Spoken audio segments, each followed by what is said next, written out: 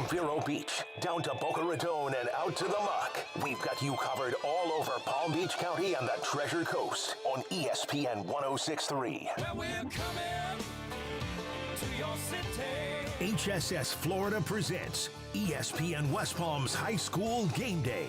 We're coming to your city. The biggest games, the most compelling stories, the area's best high school sports coverage. Supported by Smith, Ball, Baez, and Prather. ESPN West Palm High School Game Day is also presented by Kaiser University, South Florida Ford, Sports Certified by VitaCost, Moss Plus by Messi, Duffy's Sports Grill, Culligan, Racetrack, Safebound Moving and Storage, and the Boca Raton Bowl. And we're coming to your city.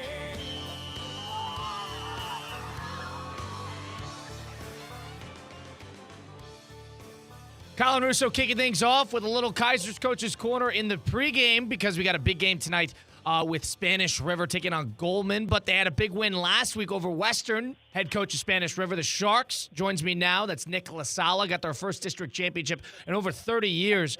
Coach Lasala, welcome in. How are we doing today? What's going on? We're good, man. We're good. We're grateful to be in football season still. So tell me a little bit about how those 2 weeks went from the end of the regular season into playoff time. Once you got that Western bid, how'd that next 2-3 weeks up until game day look? Yeah, we had a feeling we were going to be playing them. That's who we've been slotted to play for a few weeks. So coaches got a little bit of a head start and had some film gathered. And then once it was official, we started sharing that info with the kids.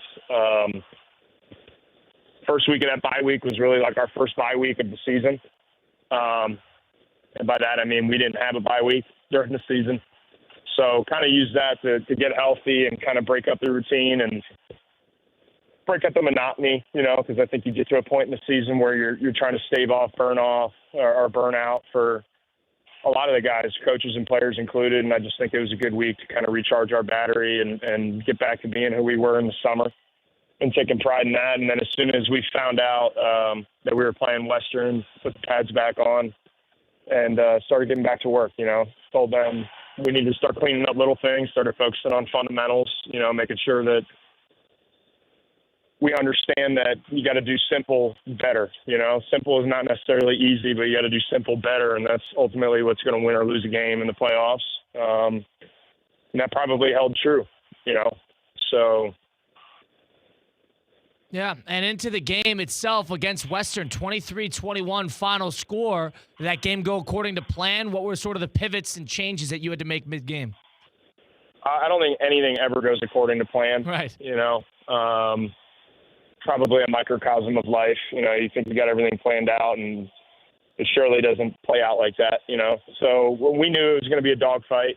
We knew that that's a program that's a well-respected program in Broward County and has been doing a lot of good things for the last 10, 12 years, and made some runs themselves, So that's one of those programs where you kind of throw the record out the window. It doesn't really matter because they're going to have guys and they're going to be well coached.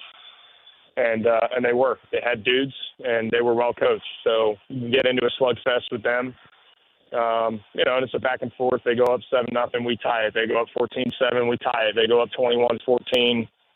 And the last 5 minutes of the game was just kind of a roller coaster of emotion there. Hit a huge chunk play for 70, 75 yards to get in scoring range, and have to end up going for it on 4th and 1, convert a 4th and 1, and then the next play, Jaden Phillips scrambles out of the pocket on a naked boot and finds Derek in the back of the end zone for one of the best catches that we've had all year, and we think, boom, we've tied it up with a minute 16 to go, and they block the extra point, So then you got to move on quickly, and just assess the situation. Fortunately enough, we had 3 timeouts and didn't burn any on that offensive possession, didn't burn any, getting ready to line up for the onside kick. So had 3 in the holster there that we were able to use on defense, and we stopped the run first and second down and bottled them up and kind of forced them to make a tough decision. And I think they made the right one. They just didn't convert throwing the football.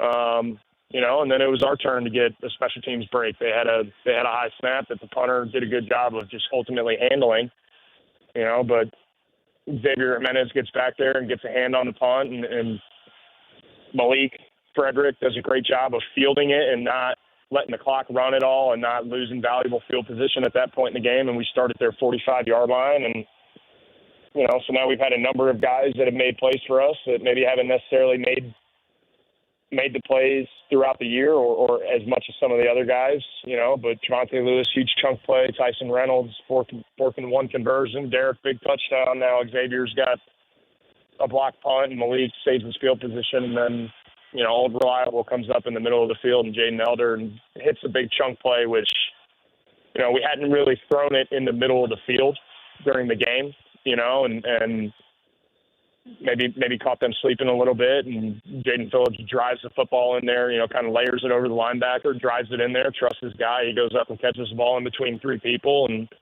gets us the chunk play that we knew we needed to be in field goal range. And the rest is history, right? That's Nick LaSala, head coach of Spanish River football, who won last week in the first round of the playoffs at the regional level, Western 23-21 final score. Coach, a lot to break down there. First of all, are you the type to not use your timeouts throughout the second half? I feel like just having 3 pocketed timeouts completely changed the game. Were there moments in the fourth quarter, especially on that long drive, to convert and that 4th and 1 and then eventually score the touchdown that eventually did not tie the game but got it to 21-20. You didn't use any timeouts during then. Were there times where you're thinking, in hindsight, boy, I was close to using a timeout there because that would have completely changed the game had you had less timeouts? Tell me about that. Yeah, so I considered going for 2 when we scored because I just felt like, we go 88 yards to score a touchdown there at the end of the game. Obviously, momentum was on our side, and I'm sitting there kind of debating, should we go for 2? Should we not go for 2? In hindsight, I would probably go for 2. Wow. Especially with the way that our defense was playing. I didn't feel like they were going to be able to go down the field necessarily and maybe get in field goal range. And as the blocked extra point proved, field goals aren't a sure thing in high school football. Even when you got a good one, you got a good snapper, good holder, good kicker. Right.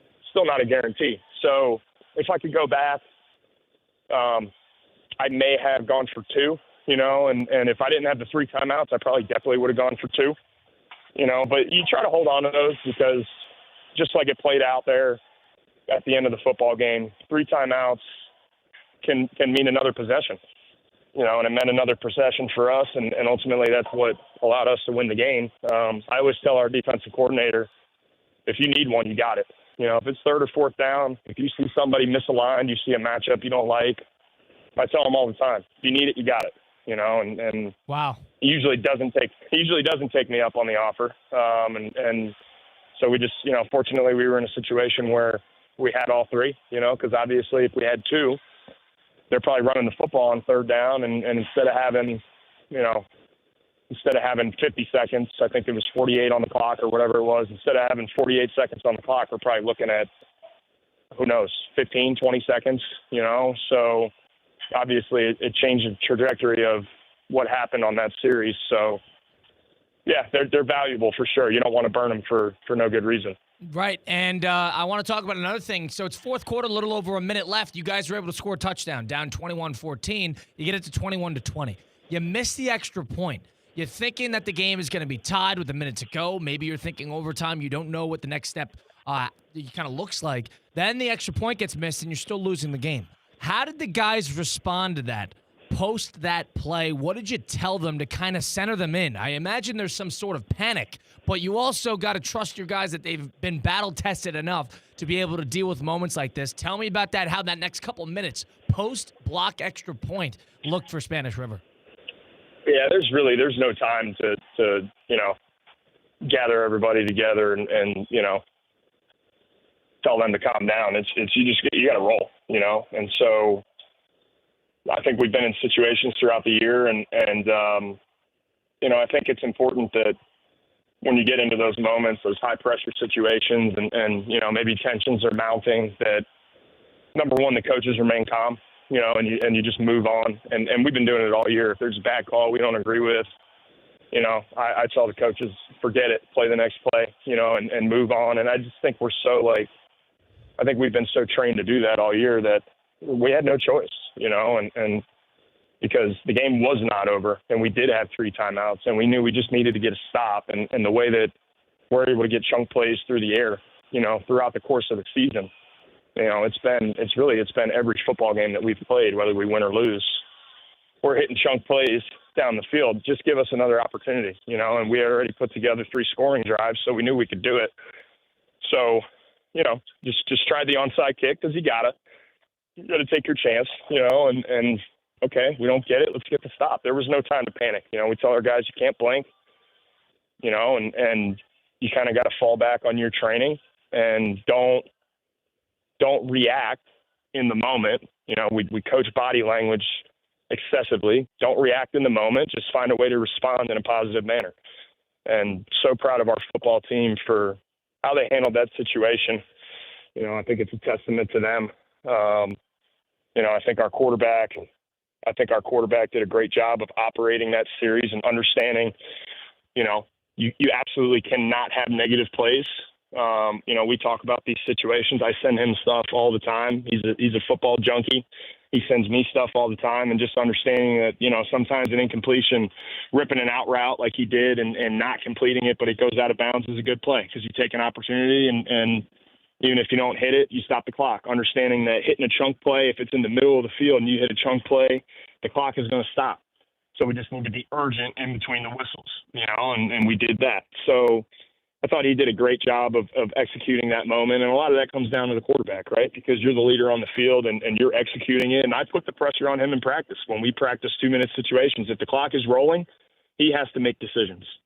We don't have time to look back to the sideline and get the perfect play and create a new formation. We have one guy that we label as the adjuster within a drive, and one person moves depending on where the ball is.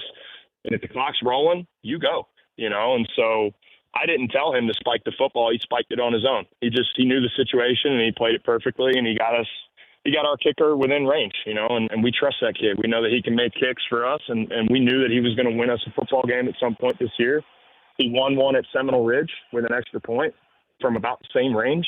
So, never had a doubt in my mind that if we got him within range and we just blocked it up front, that he was going to make the kick. Wow. A memorable, awesome win over Western last week, 23-21, the state championships.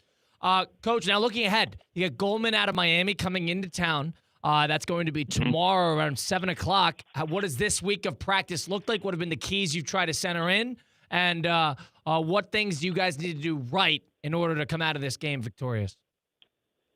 Yeah, it's very much the same sentiment as last week. We got to do the simple things better than them, but simple is not easy. And just stay unified, stay together as a team. I think that, we got a couple key pieces that we've kind of been holding out of practice this week because they've been a little banged up. They got a lot of treatment yesterday. They both reported that they feel pretty good, so they should be practicing today. So we're as close to full tilt as we could be for this time of the year. So we're fortunate for that.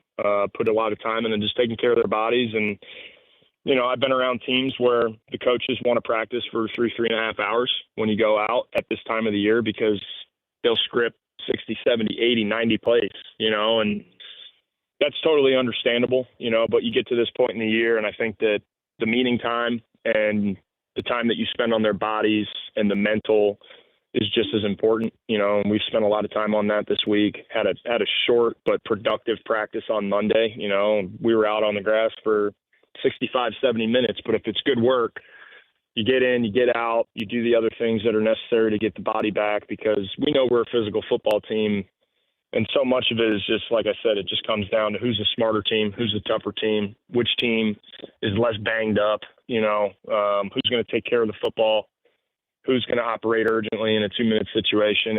That's what wins and loses football games, So we could sit there and try to run a million plays in practice, but let's not reinvent the wheel right now.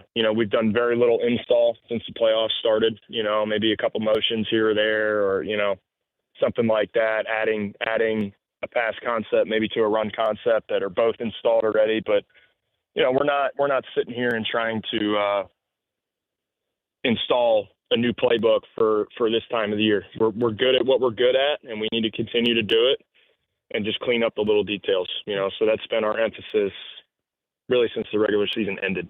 Right. And Coach LaSala, last thing here, I appreciate giving us the time. Pregame looking ahead to Goldman.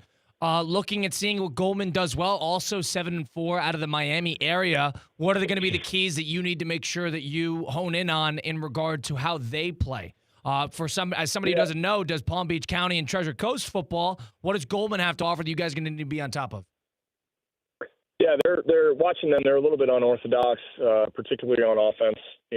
So they have speed up front on defense. As I'm wearing my offensive hat right now, they have speed up front on defense. So, we just got to make sure up front, because it looks like we're going to be bigger than them up front. We've got to make this a battle of big versus small. If we make it into a battle of, how quick are we up front versus how quick are they up front, it might not bode well for us. They're quick up front, so we got to make sure that we communicate, because their game is probably going to be getting some movement and stunning and trying to bring speed off the edge and knifing across the tackle space and stuff like that. So that's been, for us, that's been an emphasis in practice. On the flip side of the ball, their offense is a little bit unorthodox with their splits up front. It's pretty interesting. It's almost like there's two gaps in between each offensive lineman. So that's going to be a very different look for our guys, because while we play around with our splits on offense in practice and they see it a bit, it's usually one or two guys. It's not the entire line, So just trying to get them used to that and understanding, how to be gap sound, and that it's not necessarily – the C gap isn't really the C gap this week. It's kind of the alley, and so just making sure we're aligned properly and we have some different things within our Rolodex and some different answers in case they find something on us. I think it's going to be important to get hands-on. They're a big screen team, so it's going to be important to get hands on their offensive linemen this week and not let them release and kind of feel that up front when they're getting ready to release, So they do a good job of doing what they do, and that one of our philosophies is let's be hard to prepare for as a team, and be as multiple as possible. And I think that they're a tough team to prepare for, because they do something that's very different than you're going to see on film from any other team. So I'm looking forward to the battle, and it seems like they're going to travel really well and come represent Dade County. They have a lot of people coming up. So we're looking forward to representing Palm Beach County as the only 7A team alive right now. And we hope that not just the city of Boca and the school turns out to support us, but that Palm Beach County comes out to support us, because this is kind of that time of the year where there's a little bit of trash talk between, Palm Beach, Broward, Dade, and who's the best county and all that stuff. And obviously Broward and Dade, there's so many good teams. It's so dense down there, year in and year out, there's going to be a state champion from down there. And, so there's been some really good teams in Palm Beach County over the years since I started playing in high school, and, we want to represent Palm Beach County well and show that, even on the 7A stage, that there's a presence for the county, and this is a great opportunity for us. We got to play against Broward County last week. We get to play against Dade County this week and get to do it at home. We're extremely fortunate. First time that Spanish River has ever hosted in the playoffs was last week. First time they've ever gone to the second round of the playoffs is this week. So, we know our team is kind of used to making history at this point, and it's just the next opportunity, and most importantly, we just need to have a great Thursday before we even think about tomorrow. All right. I appreciate it, Coach LaSala, and looking forward to seeing what happens in the game, looking forward to following it, and I appreciate giving us the time, telling us a little bit about last week's game and this week's game. Best of luck the rest of the way. I know you'll have your guys prepared, but looking forward to talking again soon, all right? Appreciate it, man. Thank you. Go Sharks. You got it. It's Coach Nick LaSala of Spanish River Football. They got Goldman on Friday night, of course, 7 p.m., so stay tuned for that. All the coverage here on ESPN Top 63, ESPN West Palm. This has been your Kaiser's Coach's Corner on ESPN 106.3. For 48 straight years, Ford F-Series have been the best-selling trucks in America. We got here by engineering breakthrough technology, redefining Built Ford Tough, and never settling for second best. But what's really made Ford F-Series the #1 selling trucks in America is you. Ford F-Series, built Ford tough. Based on 1977 to 2024 calendar year total sales. Hey guys, Mike Rizzo here. I know you're moving soon. Don't stress it. Call Good Greek for your total relocation solution. From packing and storage to local and long-distance moves, Spiro and his team at Good Greek Moving and Storage has you covered from start to finish. Trusted by families, businesses, and teams like the Heat and the Hurricanes for over 2 decades. Make your next move simple, safe, and stress-free. Good Greek Moving and Storage. Your superhero movers.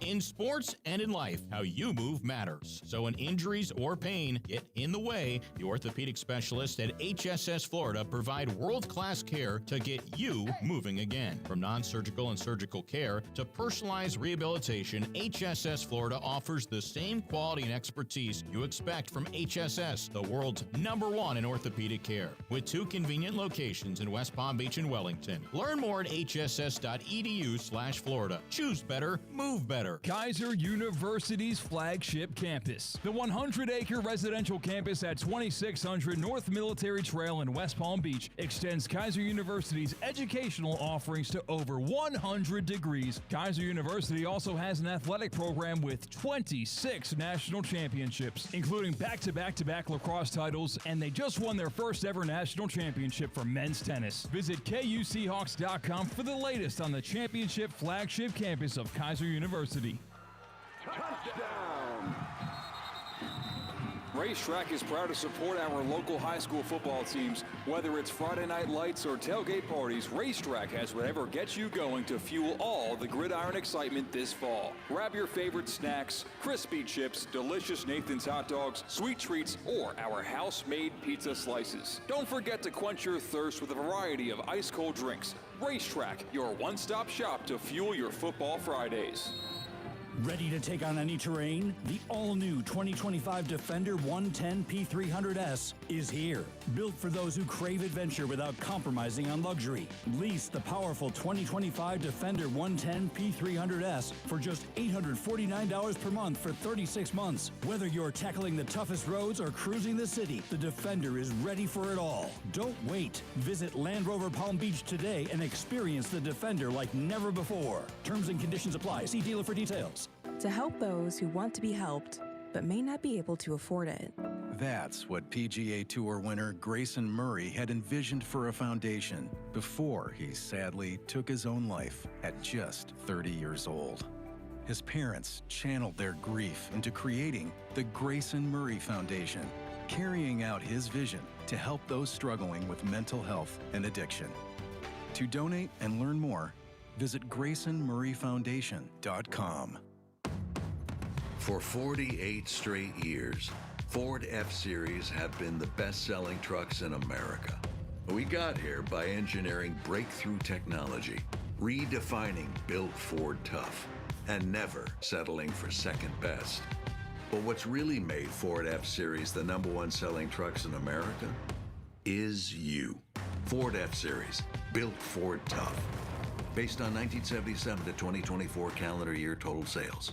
Snowbirds, welcome back. Time to trade your coats and hats for swim trunks and sunscreen. And get your home ready for company. Before the family arrives, make sure your home's water is in top shape. Hard water and hidden minerals can leave spots on dishes, dull your laundry, and dry out your skin. Not exactly festive. Schedule your free water test today before the holiday rush. Culligan will make sure your water is as clear and welcoming as that ocean view. Visit Culligan.com or just say, "Hey, Culligan man!"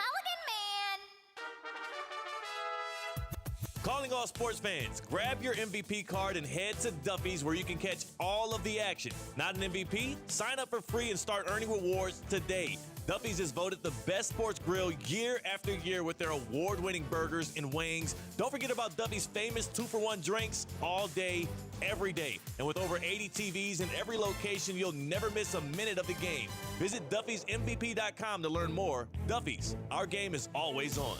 F45 Training in downtown West Palm and Wellington offers functional group fitness classes reimagined. F45 features high-intensity group-style workouts that are fast, fun, and results-driven. They always have the right workout for you. The best part is, it takes just 45 minutes. If you're looking to train for something like High Rocks, F45 has you covered with tailored workouts. Get started today with a promo of your first 3 classes for just $30. Visit F45training.com to find a studio near you and officially join the F45 family. F45, team training, life-changing. For 48 straight years, Ford F-Series have been the best-selling trucks in America. We got here by engineering breakthrough technology, redefining built Ford tough, and never settling for second best. But what's really made Ford F-Series the #1 selling trucks in America is you. Ford F-Series, built Ford tough. Based on 1977 to 2024 calendar year total sales. For nearly 30 years, Jay Zolo and Associates has helped local businesses harness the full power of QuickBooks. This holiday season, they're thankful for the confidence their clients place in them year after year. From setup and cleanup to troubleshooting, management, and personalized QuickBooks training, Jay Zolo brings clarity and reliability to your financial process. Jay Zolo makes QuickBooks work the way it should for the way you work. Visit jzolo.com to learn more. That's jzollo.com. You're listening to ESPN West Palm High School Game Day, presented by HSS Florida. Choose better, move better, and supported by Smith, Ball, Baez, and Prather. Where we're coming to your city.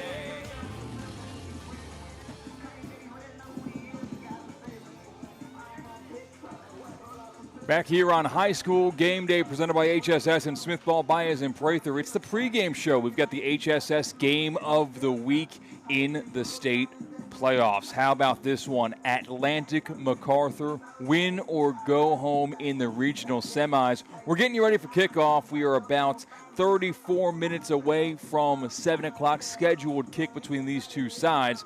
Only 3 losses between the two teams. You are in for a treat tonight on ESPN West Palm. You can watch the game. Every tackle, every touchdown, every hit, every second of the action right here on ESPN West Palm, on YouTube, on X at ESPN Top 63, on Facebook, ESPN West Palm. Maybe download the ESPN South Florida app. That gets you to the live stream to listen to the game. And, of course, on the FM dial, thank you for listening for the past 20 years. High school sports coverage on ESPN 106.3. We've got extensive high school football coverage, including an interview with Santa Lucia's head coach, Hector Clavijo. Yes, the Santa Lucia's Chiefs season came to an end in the first round of the FHSAA playoffs last week, but another winning season for Santa Lucia's. Take a listen in the Kaiser Coach's Corner with Coach Hector Clavijo. But a coach for a team who won 49-0 today, an easy one for them over Forest Hill, Santa Lucia's, that is. And we welcome in the head coach of Santa Lucia's, Hector Clavijo, joining us now. Coach Clavijo, welcome in. How are we doing today? What's going on? Doing great, man. Thank you for having me. And, Coach, a quick one for you guys, 49-0. Talk me through the game a little bit. What happened? It was, a dominating game for us. We kind of came out and executed early, ran the ball well. Kelsey Gerald breaking the 1,000-yard mark on the season. He ended up running for 230 yards tonight. Had a great game, and we just executed, played fast, played physical, and no mistakes. It was just a great game. And at this point in the season, with Santa Lucia's at 5-3, with another game on the schedule as well. Where are you at with the team? Where's the team feeling right now? Is the temperature check a little bit in a good spot? Tell me about that. Yeah, I think we're in a real good spot. We got a couple guys back this week from injury. We'll get a couple guys back next week. We're starting to solidify that roster. And again, we're super young. We only have 3 seniors that play for us, and super young team. So there's a lot of guys that are really just getting better with this experience that they're getting in these first, 8-9 games. So we're super happy with where we're going, and just need to continue to get better every week. Coach, you mentioned not a lot of seniors on the team. To this point in the season where you guys have had some great wins and some bad losses, how has the inexperienced bunch reacted to certain adversity, and how have they bounced back and progressed throughout the year? Yeah, I mean, there's probably some losses that we shouldn't have had, and then I think, combination of things. One was the weather. The other one, I think, was just a short week coming off a high of, beating Palm Beach Central and then losing to Seminole Ridge. And I think it was all just learning experiences for them, understanding how to bounce back, understand how to get back in the saddle after a big win, and just different situations that we've had to deal with. We've been down and we came back. So all those things really just pay off and just prepare you for that playoff run. And you mentioned that Seminole Ridge game. You had that huge win over Palm Beach Central just over a month ago, and then turned around and then had the loss to Seminole Ridge. Since then, defensively, you guys have locked down. Offensively, you guys have been able to score. Talk me through that Seminole Ridge game back a couple weeks ago. Was that a big learning curve for you guys? Were you guys caught? What happened there? I mean, we had 3 defensive linemen out that game. You know, we had 1 suspended and 2 on injuries, and we were really just trying to figure it out up front. And Seminole Ridge came out and executed. You know, they're a big team. They're a physical team, and they just kind of got us. And, you know, now we just have to learn. You know, we got to learn how to take care of business when you're finding behind the 8 ball a little bit personnel-wise. But we took care of those things. We got the guys back. We got the guys off injury. And now we're finally got our real rotation that we expected to have from the beginning of the year. And, Coach, a midseason loss like that can, in some ways, come out of nowhere in terms of the disparity of the victory. How'd the guys respond to that? What did you tell to them in the weeks following? How did that go? How'd the next 4 weeks, last month of that? It was a big humble pie. You know, it was a big humble pie we had to eat. You know, we took, you know, they thought they were riding a high after the Palm Beach Central game, and you know, just had to learn from that. You know, we had to learn from that, and they came out hungry, though. I will say that. We've had some of the best weeks of practice the last 3 weeks. The bye week was great for us. So everything's really trending in the right direction right now for us. And looking ahead, what's the thing you're looking for? What's the aspect that the part of the team that you're really looking to see these last couple weeks of the year? Just continuing to see growth from the quarterback position. I think that's the biggest question mark that we had, you know, kind of going into the season and going into what we had to do. So I think if we just continue to throw the football, protect the quarterback, protect the football, not make mistakes, I think we could really have a real shot at making a pretty good run here in this place. And you can catch the rest of that interview with Santa Lucia's head coach, Hector Clavijo, on podcasts. If you go to Google Podcast, Apple Podcast, wherever you get your podcast, you can go find it there with the head coach of the Santa Lucia's Chiefs. Well, that's Santa Lucia's. This is Atlantic High School. This is Delray Beach. My name is Christian Cat. I'm going to be on the call tonight alongside someone very familiar with these Atlantic Eagles. That is Coach Jamel Murray. How's it going, Coach? I'm doing pretty good. Man. Just a great night out here. Friday night, football. And, you know, I coach Jamel Murray, and it's hard to do that on act. You know, I tell you what, when you've got one coach of Atlantic with Jamel Murray, when you've got another head coach of Atlantic in the past, Jamel Stewart, it makes it difficult sometimes. Coach Stewart. There you go. You've done your homework on these two sides. You've coached a lot of the Atlantic Eagles from when they were very young.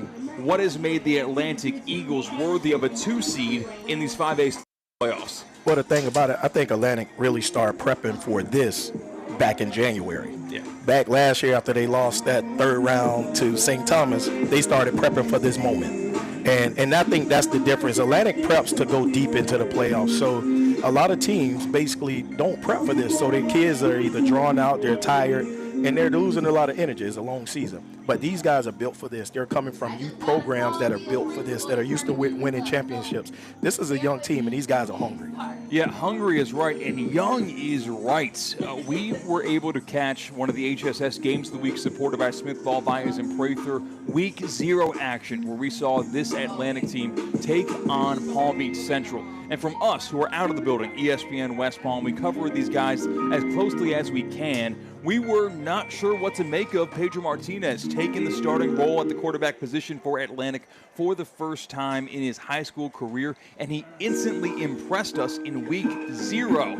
Pedro Martinez in 2025 has impressed the entire South Florida region. 33 touchdowns, only 6 interceptions. He can do it with his legs as well, averaging 7 yards per rush, adding 8 touchdowns on the ground as well. There's a reason why Pedro Martinez, as a sophomore, is nominated for the Groza Player of the Year in Palm Beach County. What does Pedro Martinez do so well? I'm going to tell you, he's a student of the game. You know, walking in the parking lot, I spoke to his dad, and I said, give me a theme of this season for Pedro. You know, and his dad basically just said, you know, willing to learn, learning every week, and leveling up. So Coach James Pinckney, the offensive coordinator, is a guru at what he does on the offensive side of the ball. So if you think about what Pedro sat behind with Lincoln Graff last year, a kid that really threw almost in his his career is 10,000 yards. Pedro learned a lot from Lincoln. Pedro played from a youth ball. He was a nationally ranked quarterback. You know, he played here with the youth program with Delray Rocks. Then he went down and played with a team out of Fort Lauderdale. So Pedro is used to winning. He knows how to win. And a lot of these kids growing up, they have the respect for Pedro. And we saw one of the weapons at the disposal of quarterback Pedro Martinez win a state championship last year with Mark Hannaford, the senior receiver, returns to Atlantic. Who are some of the pass catchers, whether it be the running back, wide receiver, tight end position that we're going to expect Pedro Martinez to distribute the football out to all night long? Right. So when you look at Mark Hannaford was at Atlantic first, then went to West Boca, and now he's back here. Mark is a big-time threat. He has soft hands. He's a leader. He's physical. He can do it all. You know, so a lot of people say, oh, he's not fast. But however, you don't have to be fast. He's a football player. Then you look at James Jones. James Jones out at receiver. He's blazing fast. He can run every route on the field. You know, he plays defense as well. So the kid, James Jones, is another one. But then you look at Justin Barrera, who's in the slot. He's a young receiver as well. You know, so he has some weapons. And then with Omari St. Fort in the backfield, with probably one of the fastest kids in the county, he can come out the backfield catching the ball. He can line up at receiver. He's going to do it in the return game as well. So that's the home team. That's the higher seed. That is the 10-1 Atlantic Eagles. Their only loss came to defending state champion West Boca in the regular season. Let's go to the flip side of things. The 6th seed MacArthur Mustangs. You see, not your typical 6 seed. They are 9-2 on the season, and you might want to dive into their schedule a little bit. Their losses are to National Powers, Chaminade Madonna, National Power, St. Thomas Aquinas. You did the research, you did the film study. What can we expect from MacArthur coming up from Hollywood tonight? You know, when I look at both of these teams, I thought they were evenly matched. And I truly think that with the quarterback is really a true weapon. Then you look at the running back, you know, number 2, this kid is last name Lewis. You know, he's rushed for over almost close to 1,000 yards this year. The quarterback can kill you with his legs as well. You know, so the thing is, if Atlantic is not disciplined on the defensive side of the ball, the run game can really hurt them because they do a lot of pulling and a lot of misdirection with a lot of their offensive plays. And then if you bite on their run, guess what? They're going to come over the top with a play-action pass. And you mentioned the quarterback for MacArthur Mustangs wearing number 11, Javarius Robinson. He's a senior signal caller. He got hurt in the middle of this season in that St. Thomas Aquinas loss. He did return last week in their playoff win against Everglades. Or, excuse me, later on in the season. But Robinson back in. It was a leg injury. What does a leg injury or maybe not having your lower half limit the quarterback position? You know what? I truly think this kid is a champion. He has a lot of heart because watching him play on the field, you're talking about leaving it 110%, leaving it all on the field. I seen him come in and play injured and was able to lead his team to a W. You know, so I like his resiliency. I like his pride. I like the way that he dig deep. And he's a leader on his team. And he reminds me of those kids that say, you know what? I don't care what's wrong. If I don't have a broken bone, I'm playing. Yeah, it is Atlantic, the 2 seed. It is the 6 seed, MacArthur Mustangs. As we mentioned before, only 3 losses between these 2 teams on the season. We're in for a heavyweight bout. We probably get the best game across Palm Beach County and the Treasure Coast in this building tonight.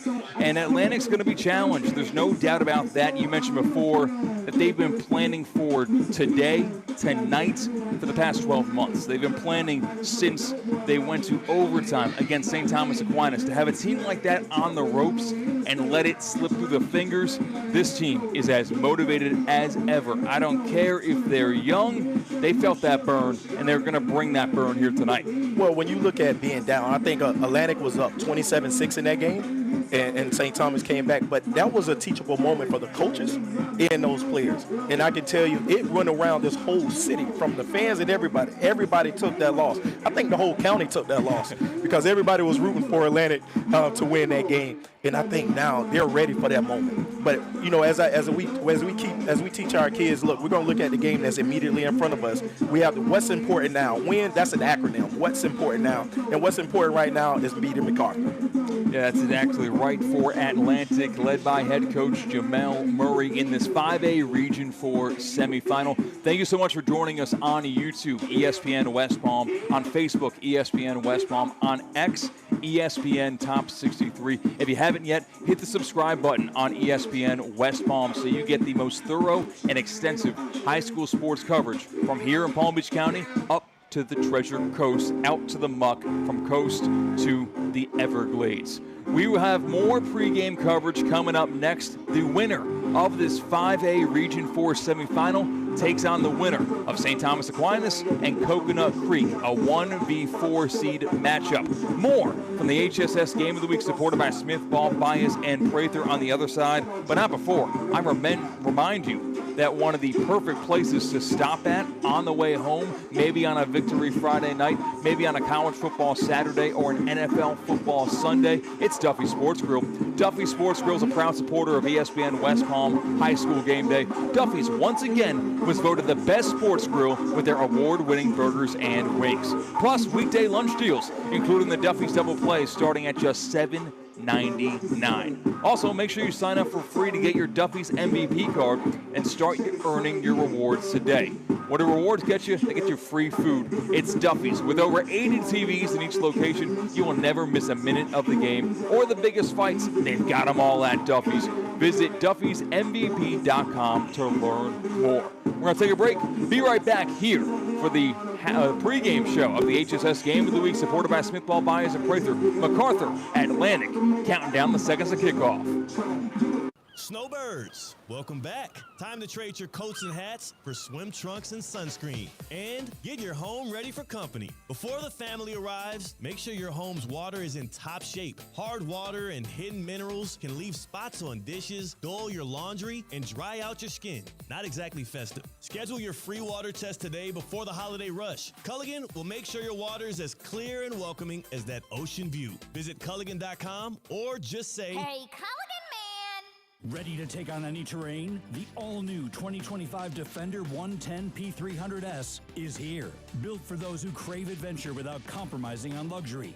Lease the powerful 2025 Defender 110 P300S for just $849 per month for 36 months. Whether you're tackling the toughest roads or cruising the city, the Defender is ready for it all. Don't wait. Visit Land Rover Palm Beach today and experience the Defender like never before. Terms and conditions apply. See dealer for details. Colin, have you checked out Vitacost Sport Certified Marketplace? Vitacost? I love Vitacost! Right? It's a full online sports marketplace. Over 500 performance products from trusted brands like Vega, Thorne, Vital Proteins, and Muscle Milk, all free from banned substances. So no guessing, no label scrubbing, just clean fuel to train harder and recover smarter. You got it. And don't forget, save 20% with code ESPN20 at sportcertified.com. Fuel clean, train smarter. Try Sports Certified by Vitacost today. Hi, this is Scott Smith with Smith Ball, Bias, and Prather, Florida Injury Lawyers.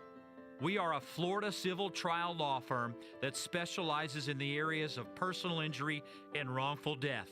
Our offices are located in Palm Beach Gardens, Boca Raton, and Port St. Lucie.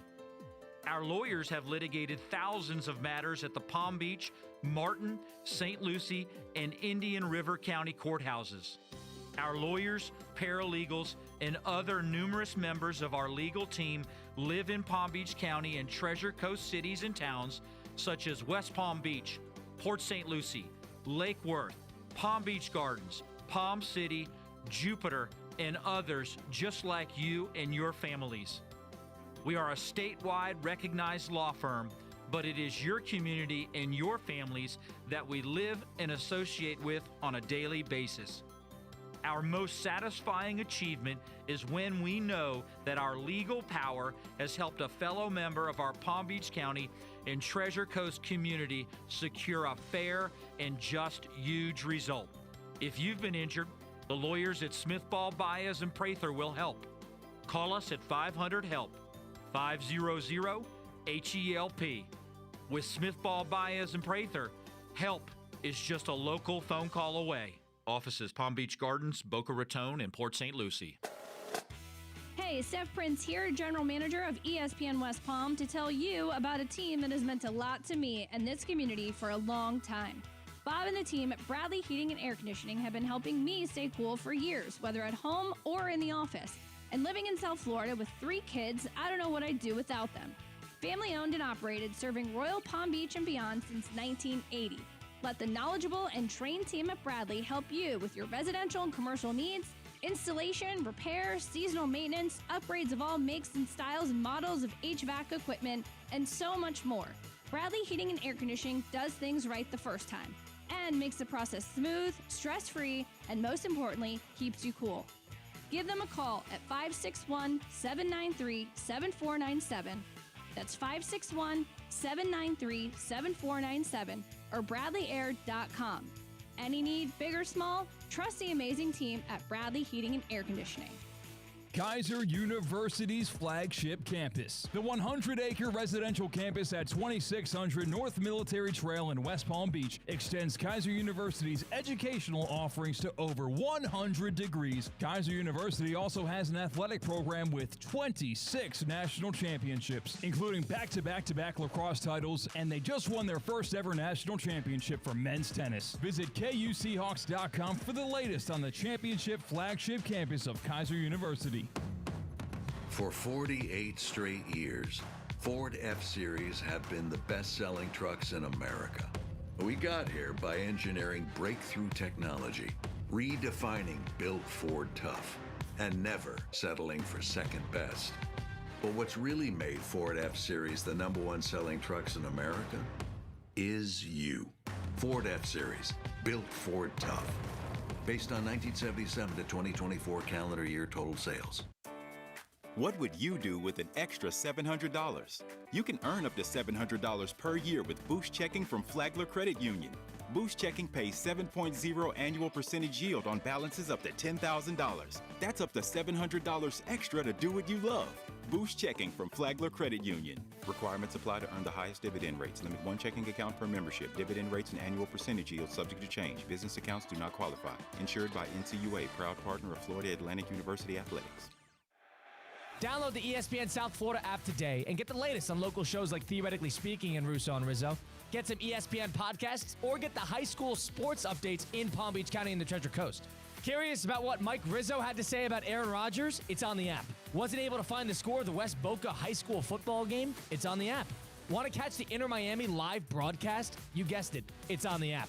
Go download the ESPN South Florida app today and get your fix on all things sports right here in Palm Beach County. You're listening to ESPN West Palm High School Game Day, presented by HSS Florida. Choose better, move better, and supported by Smith, Ball, Baez, and Prather. Where we're coming to your city. And we're back here live on the HSS Game of the Week, supported by Smith, Ball, Baez, and Prather. It's the pregame show. Atlantic MacArthur coming up in a matter of minutes. Win or go home in the 5A regional semifinal. My name's Christian Catt. I'll be on the call alongside Jamel Stewart for this 5A affair.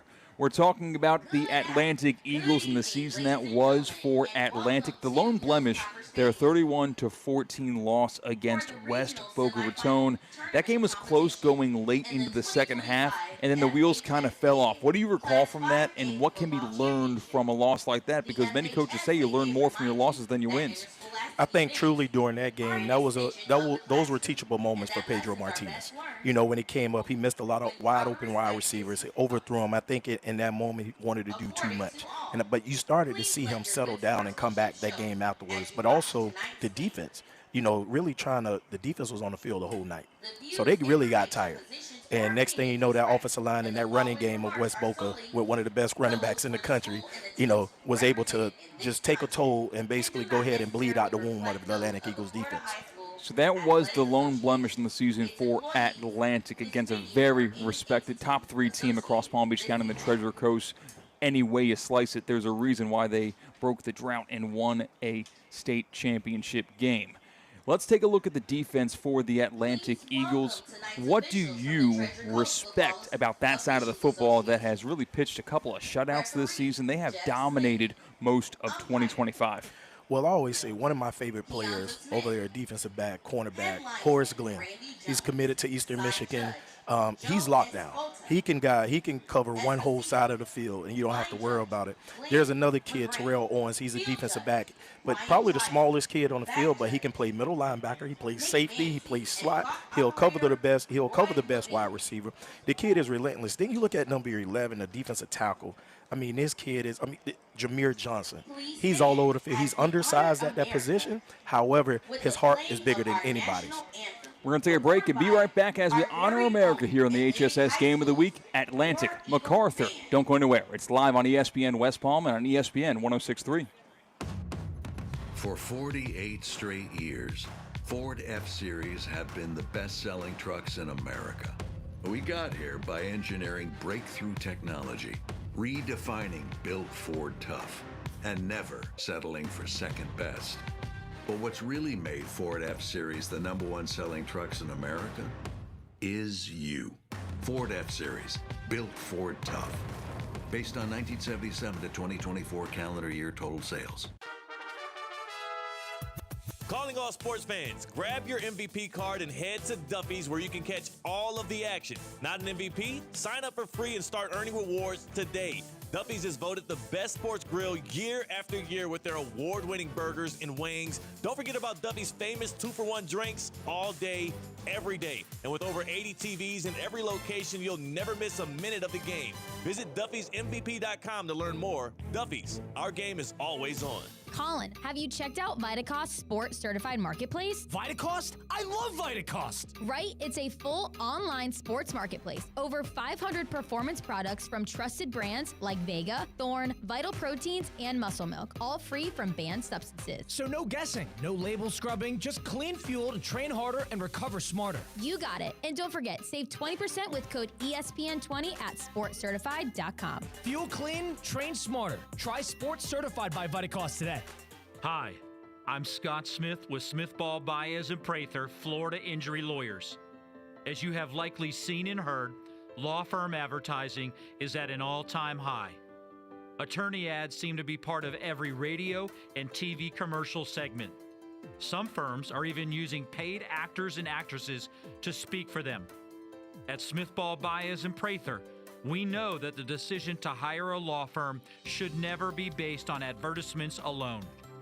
It is our past results and many positive 5-star reviews that we encourage you to read at smithball.com to learn more about our law firm. We have board-certified lawyers. We have lawyers listed in the best lawyers in America and in super lawyers. But most importantly, we have experienced lawyers located right here in Palm Beach County and the Treasure Coast that are ready to be your advocate and your voice, and fully prepared to start fighting for your legal rights today. Our purpose, legal power. Our mission, huge results. If you've been injured, the lawyers at Smith Ball Baez and Prather will help. Call us at 500-HELP, 500-HELP.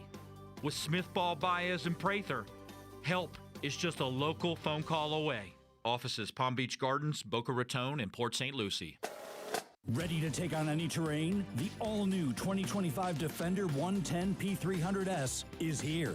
Built for those who crave adventure without compromising on luxury. Lease the powerful 2025 Defender 110 P300S for just $849 per month for 36 months. Whether you're tackling the toughest roads or cruising the city, the Defender is ready for it all. Don't wait. Visit Land Rover Palm Beach today and experience the Defender like never before. Terms and conditions apply. See dealer for details. Anajar and Levine. Call 1-800-747-FREE. That's 1-800-747-3733. ESPN 106.3. WESP Jupiter, a Good Karma Brands radio station.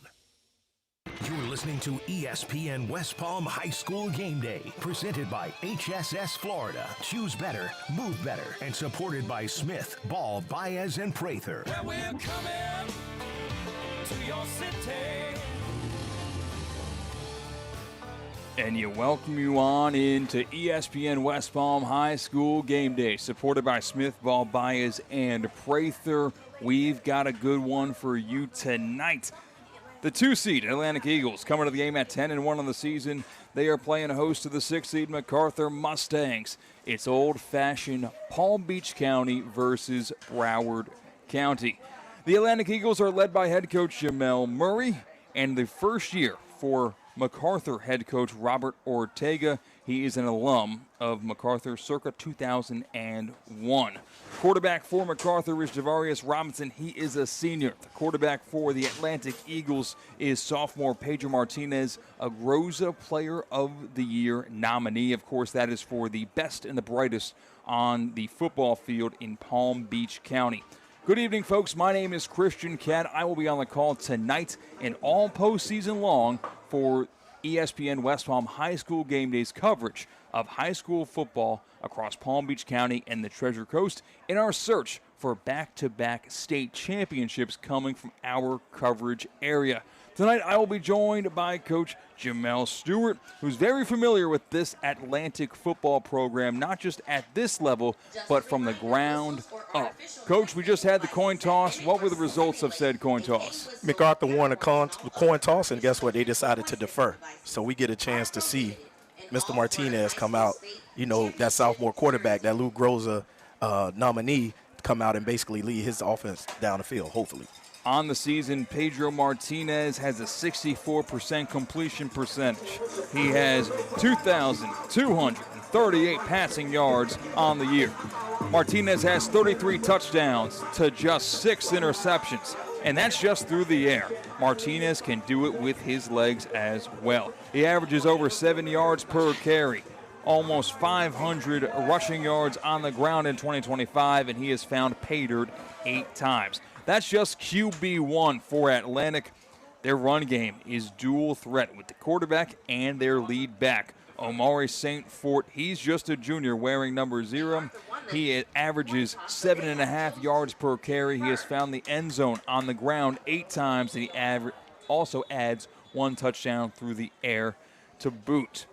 The Atlantic Eagles are led by their head coach, Jamel Murray. That's their offensive weapons to look out for. When you talk about the ground game, it's just getting started when it comes to the aerial assault with the weapons at the disposal of Pedro Martinez. How about the offense for the MacArthur Mustangs? Javarius Robinson, I mentioned he is the senior QB1, presumably. He kind of split some snaps with Andrew Stickney, another senior signal caller who was the QB2, upgraded to QB1 due to a lower leg injury to Robinson earlier in the season in their loss to St. Thomas, but expect to see a lot of number 11, Javarius Robinson, on the field tonight for MacArthur. The lead running back for MacArthur is Kenson Lewis. He is a senior wearing number 2. And Robert Ortega Jr. as well as Samaj Flowers. Expect to see a lot of targets for those 2 guys for MacArthur. But as you mentioned before from Coach Jamel Stewart, Atlantic's going to get the football first. At home, winner go home, 5A Region 4 semifinal. The Mustangs come to us from Hollywood.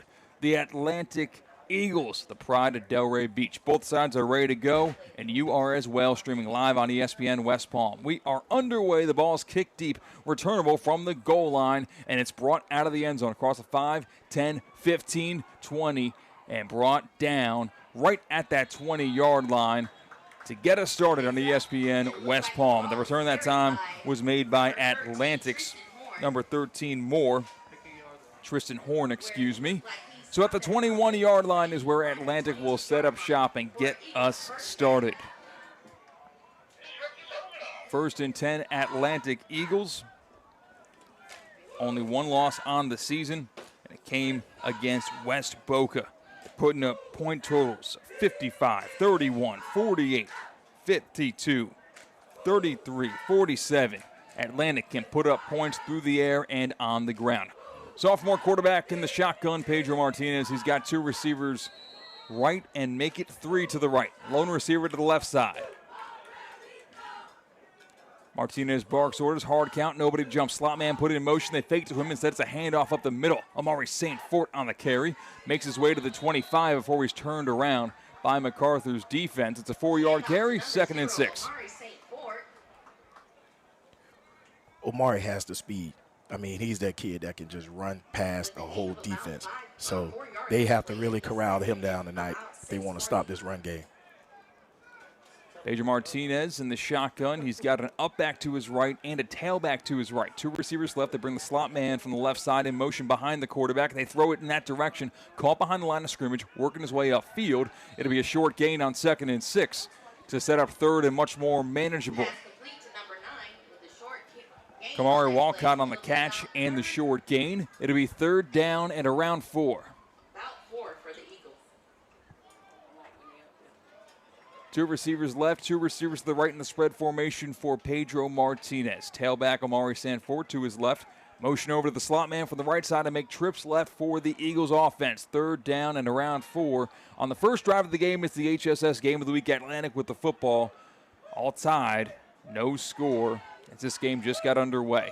Play action pass, caught at the sticks. It'll be an HSS first down for the Atlantic Eagles. The catch and the conversion once again was made by Kamari Walcott. And Kamari Walcott is a kid that's been a 4-year senior here at Atlantic High School. He's a little undersized in the slot, but he's a workhorse. Spread formation, ball on the left hash, the handoff underneath to Omari St. Fort, and St. Fort didn't get too much that time. In fact, he gets stopped for no gain. It'll be 2nd and 10 for Atlantic. Line to gain is the 45-yard line. Atlantic has it on their own 35. Trips right, lone receiver left, ball on the left hash mark. Emotion over the right slot man. They reverse him back in the other direction. That guy in motion is Barrera. And brought down in the backfield is Atlantic. Nothing going there that time. It'll be 3rd and long for Atlantic. I believe it was Darby on the attempt that time for Atlantic. Now it's an empty set. 2 receivers left on the short side of the field. Trips right. They motion around Darby into the backfield. Now with a tailback there alongside Martinez. Martinez barking his cadence and then retreats and looks towards his sideline before they snap this 3rd down and 14. Got to get to the 45. Ball is just past the 31. High snap. Martinez corrals it, pumps, maneuvers left, throws it across the middle. It is going to be caught, but not much going there. Only a gain of maybe 2 yards. It'd be 4th down and long, but there was a flag thrown at the very end of that play.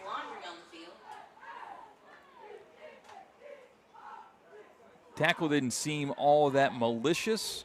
Didn't see much pushing and shoving after the play. I'm very confused. Oh, it's an illegal man downfield against Atlantic, which will be declined, and that will be a 4th down punt on the way for the Atlantic Eagles. They go 1 first down, but unable to advance the football further down the field there. With 9:03 to play in the first quarter, no score between the Eagles and the Mustangs. You know what? Looking at that play call, that was supposed to be a screen play. And Pedro really showed his maturity by not throwing that ball into traffic, getting it picked off. High snap, but the punt is corralled, and it's blocked.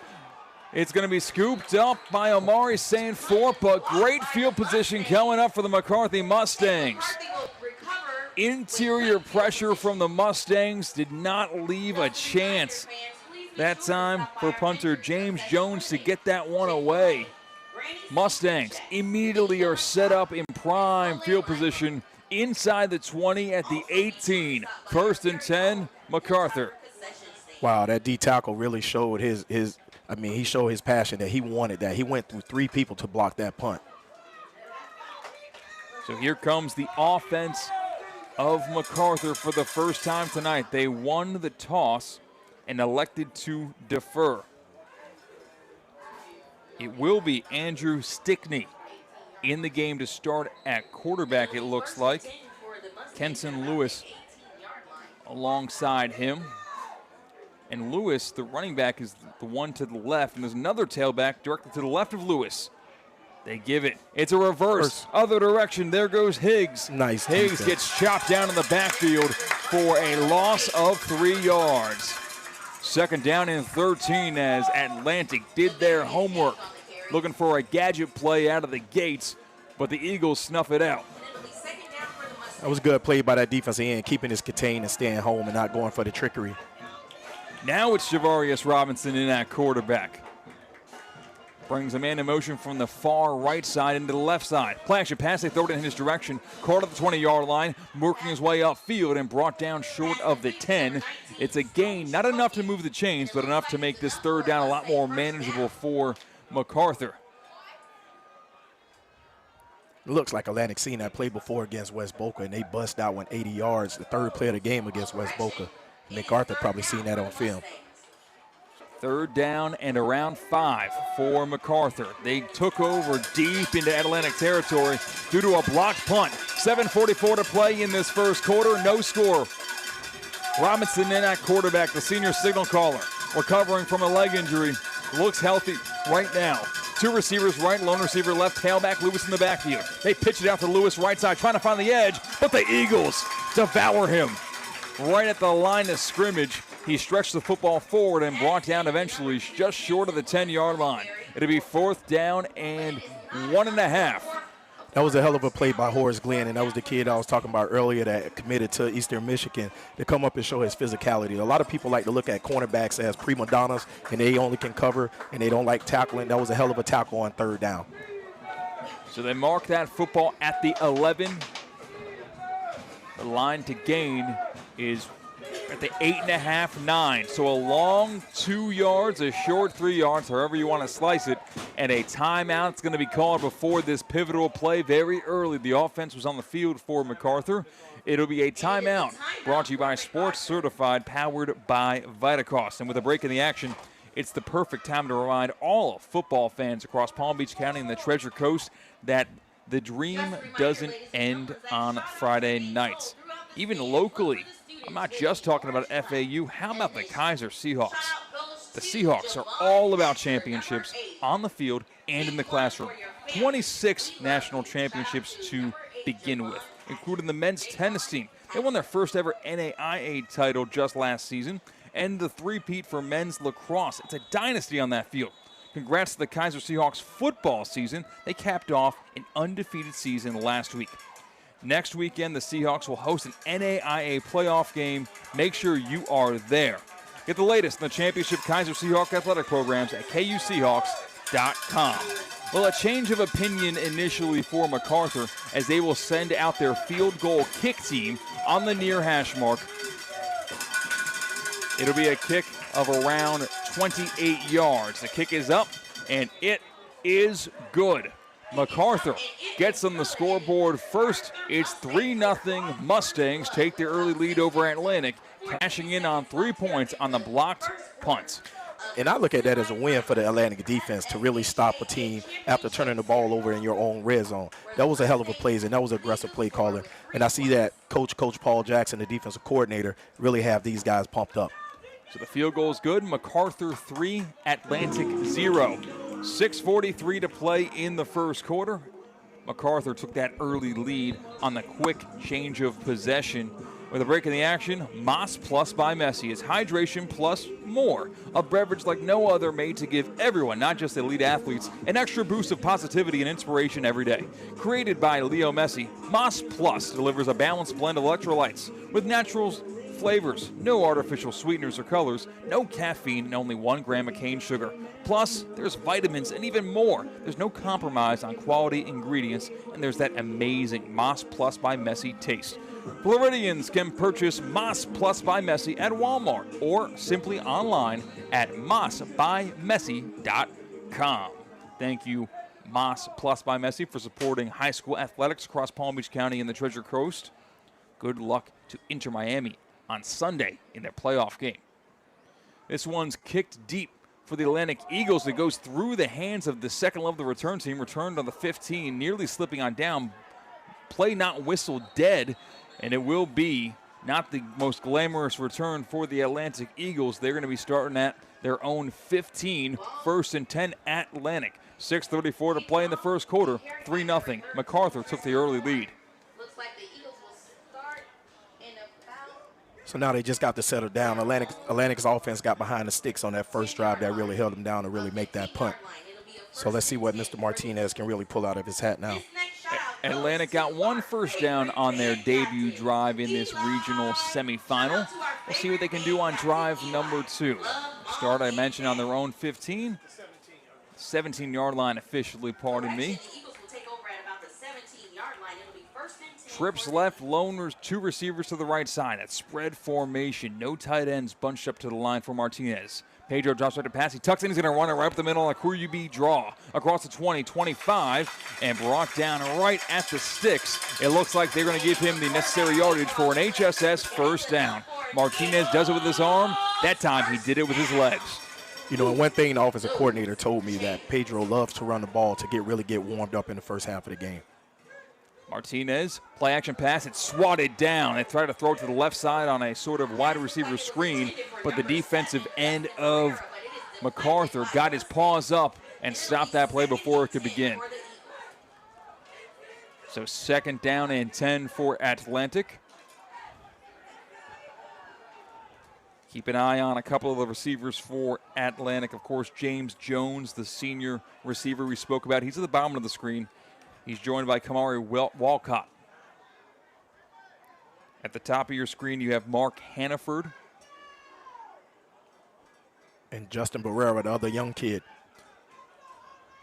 2 receivers on either side, play action pass. Walcott the catch this time at the line of scrimmage. He fights forward. Some good blocking out there that time for James Jones. Like, those plays are not designed to be home run balls. It's designed to get 1 block by the receiver, a catch by the other receiver, and 6 yards. It gets just that. Move the football up to the 35-yard line. Play action pass once again. Barrera on the catch. He fights forward and gets the HSS first down.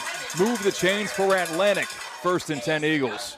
And Atlantic is running this up-tempo offense that's giving MacArthur defense really trouble. These guys are running back and forth trying to get set, and Atlantic sees something right now.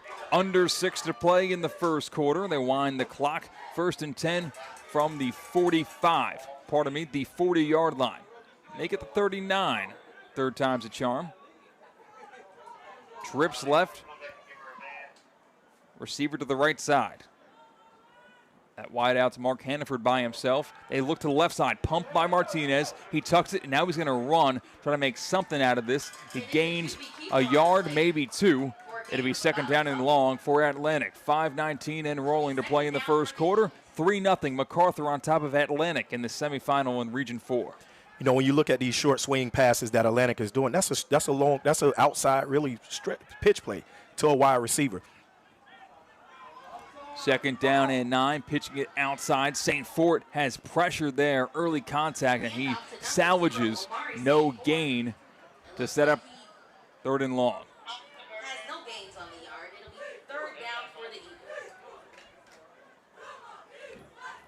Not too smooth on that third down, on that second down play, putting Atlantic in a tough spot here. A passing situation. Third down and 9. Line to gain is just short of midfield for the Atlantic offense. They try to get into plus territory for the first time this evening. Martinez has trips right, lone receiver left, and he drops back to pass on the shotgun snap. Throws it near sideline. It's caught by Jones, and he's got the feet in bounds, and he's got the necessary yardage for an HSS first down.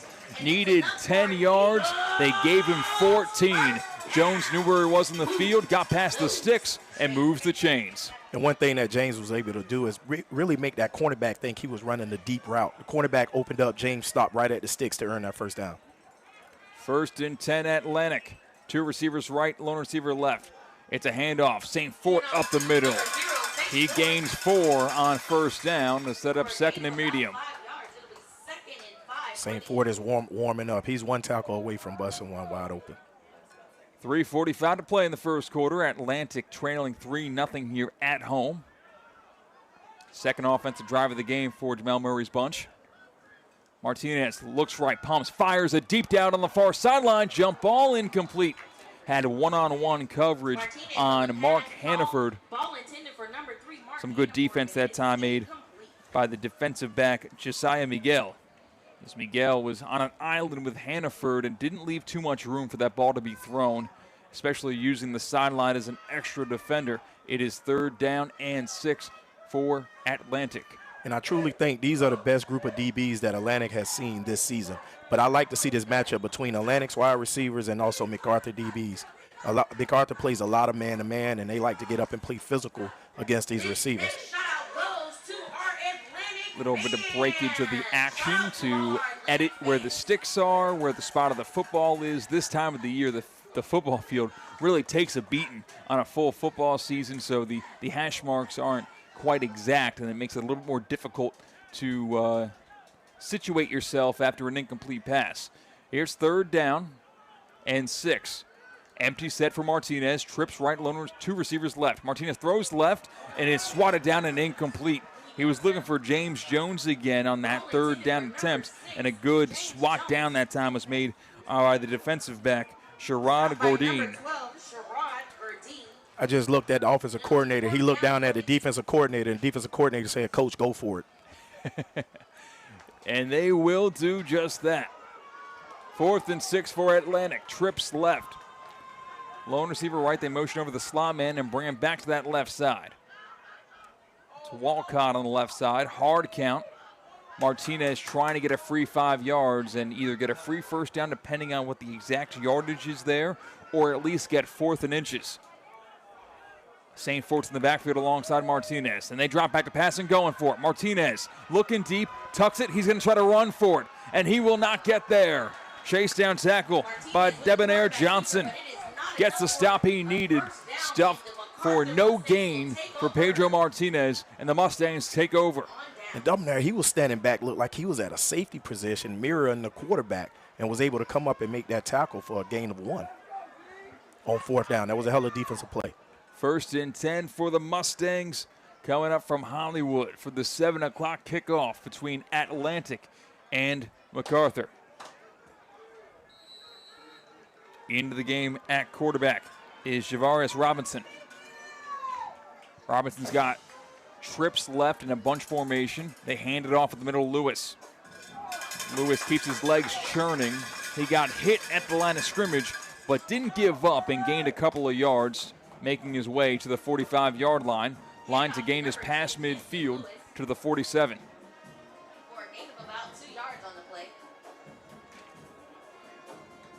Mentioned Javarius Robinson. Didn't take the first snap of the game at quarterback. He was on the sideline, believe it or not.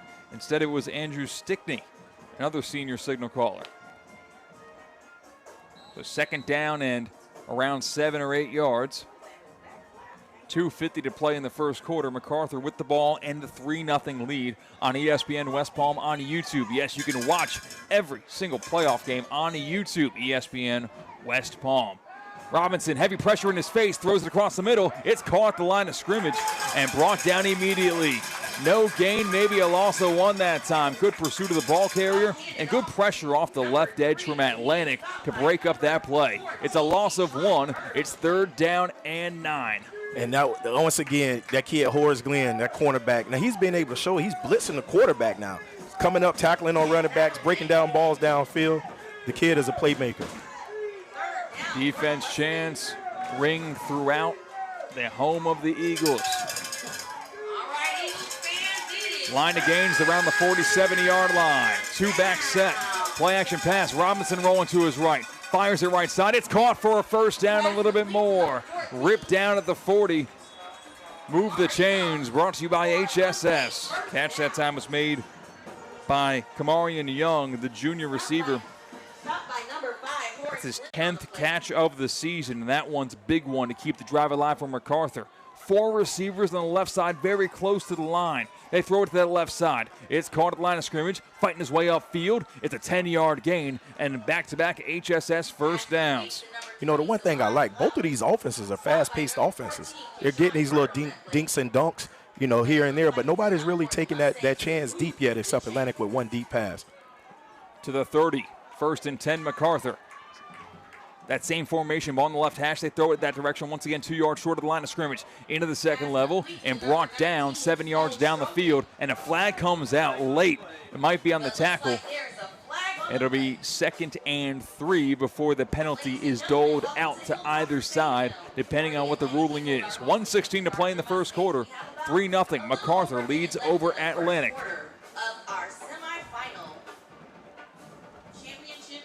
That's on the very far side of the field compared to us, Coach.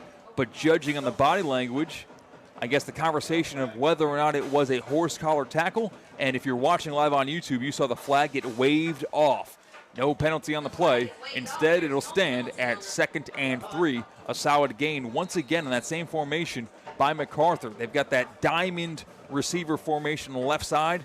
Throw it to one of the guys there. Use everyone to block and use their speed and agility to work their way up the field. Different formation here. Robinson in the shotgun. Lewis to his left. Trips right for MacArthur. Lone receiver left. Ball on the left hash mark. 2nd and 4 officially. Line to gain the 20.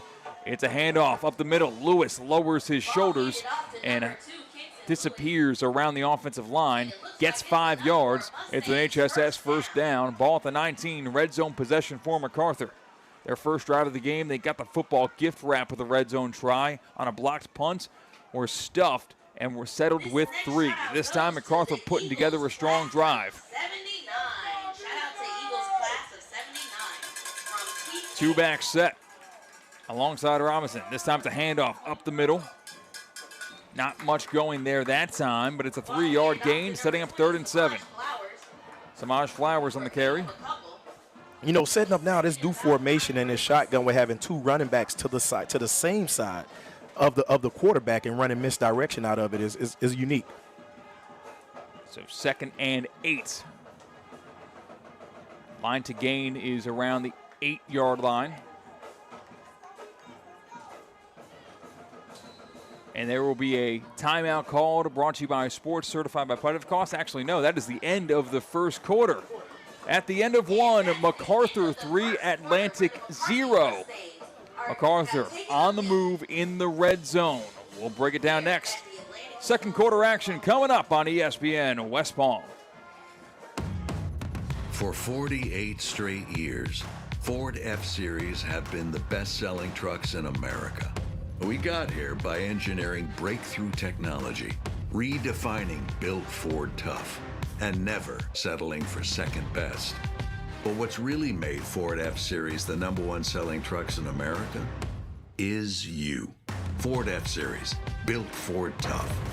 Based on 1977 to 2024 calendar year total sales. Kaiser University's flagship campus. The 100-acre residential campus at 2600 North Military Trail in West Palm Beach extends Kaiser University's educational offerings to over 100 degrees. Kaiser University also has an athletic program with 26 national championships, including back-to-back-to-back lacrosse titles, and they just won their first ever national championship for men's tennis. Visit KUSeahawks.com for the latest on the championship flagship campus of Kaiser University. You're listening to ESPN West Palm High School Game Day, presented by HSS Florida. Choose better, move better, and supported by Smith, Ball, Baez, and Prather. Well, we're coming to your city. Welcome on back to the HSS Game of the Week, supported by Smith, Ball, Baez, and Prather. MacArthur has the football. MacArthur has a 3-0 lead as we enter the second quarter action here in the 5A Region 4 semifinal between MacArthur and Atlantic. Winner of this game takes on St. Thomas Aquinas or Coconut Creek, the winner of that game that's underway right now as we speak. MacArthur with the football inside the 20 at around the 17-yard line.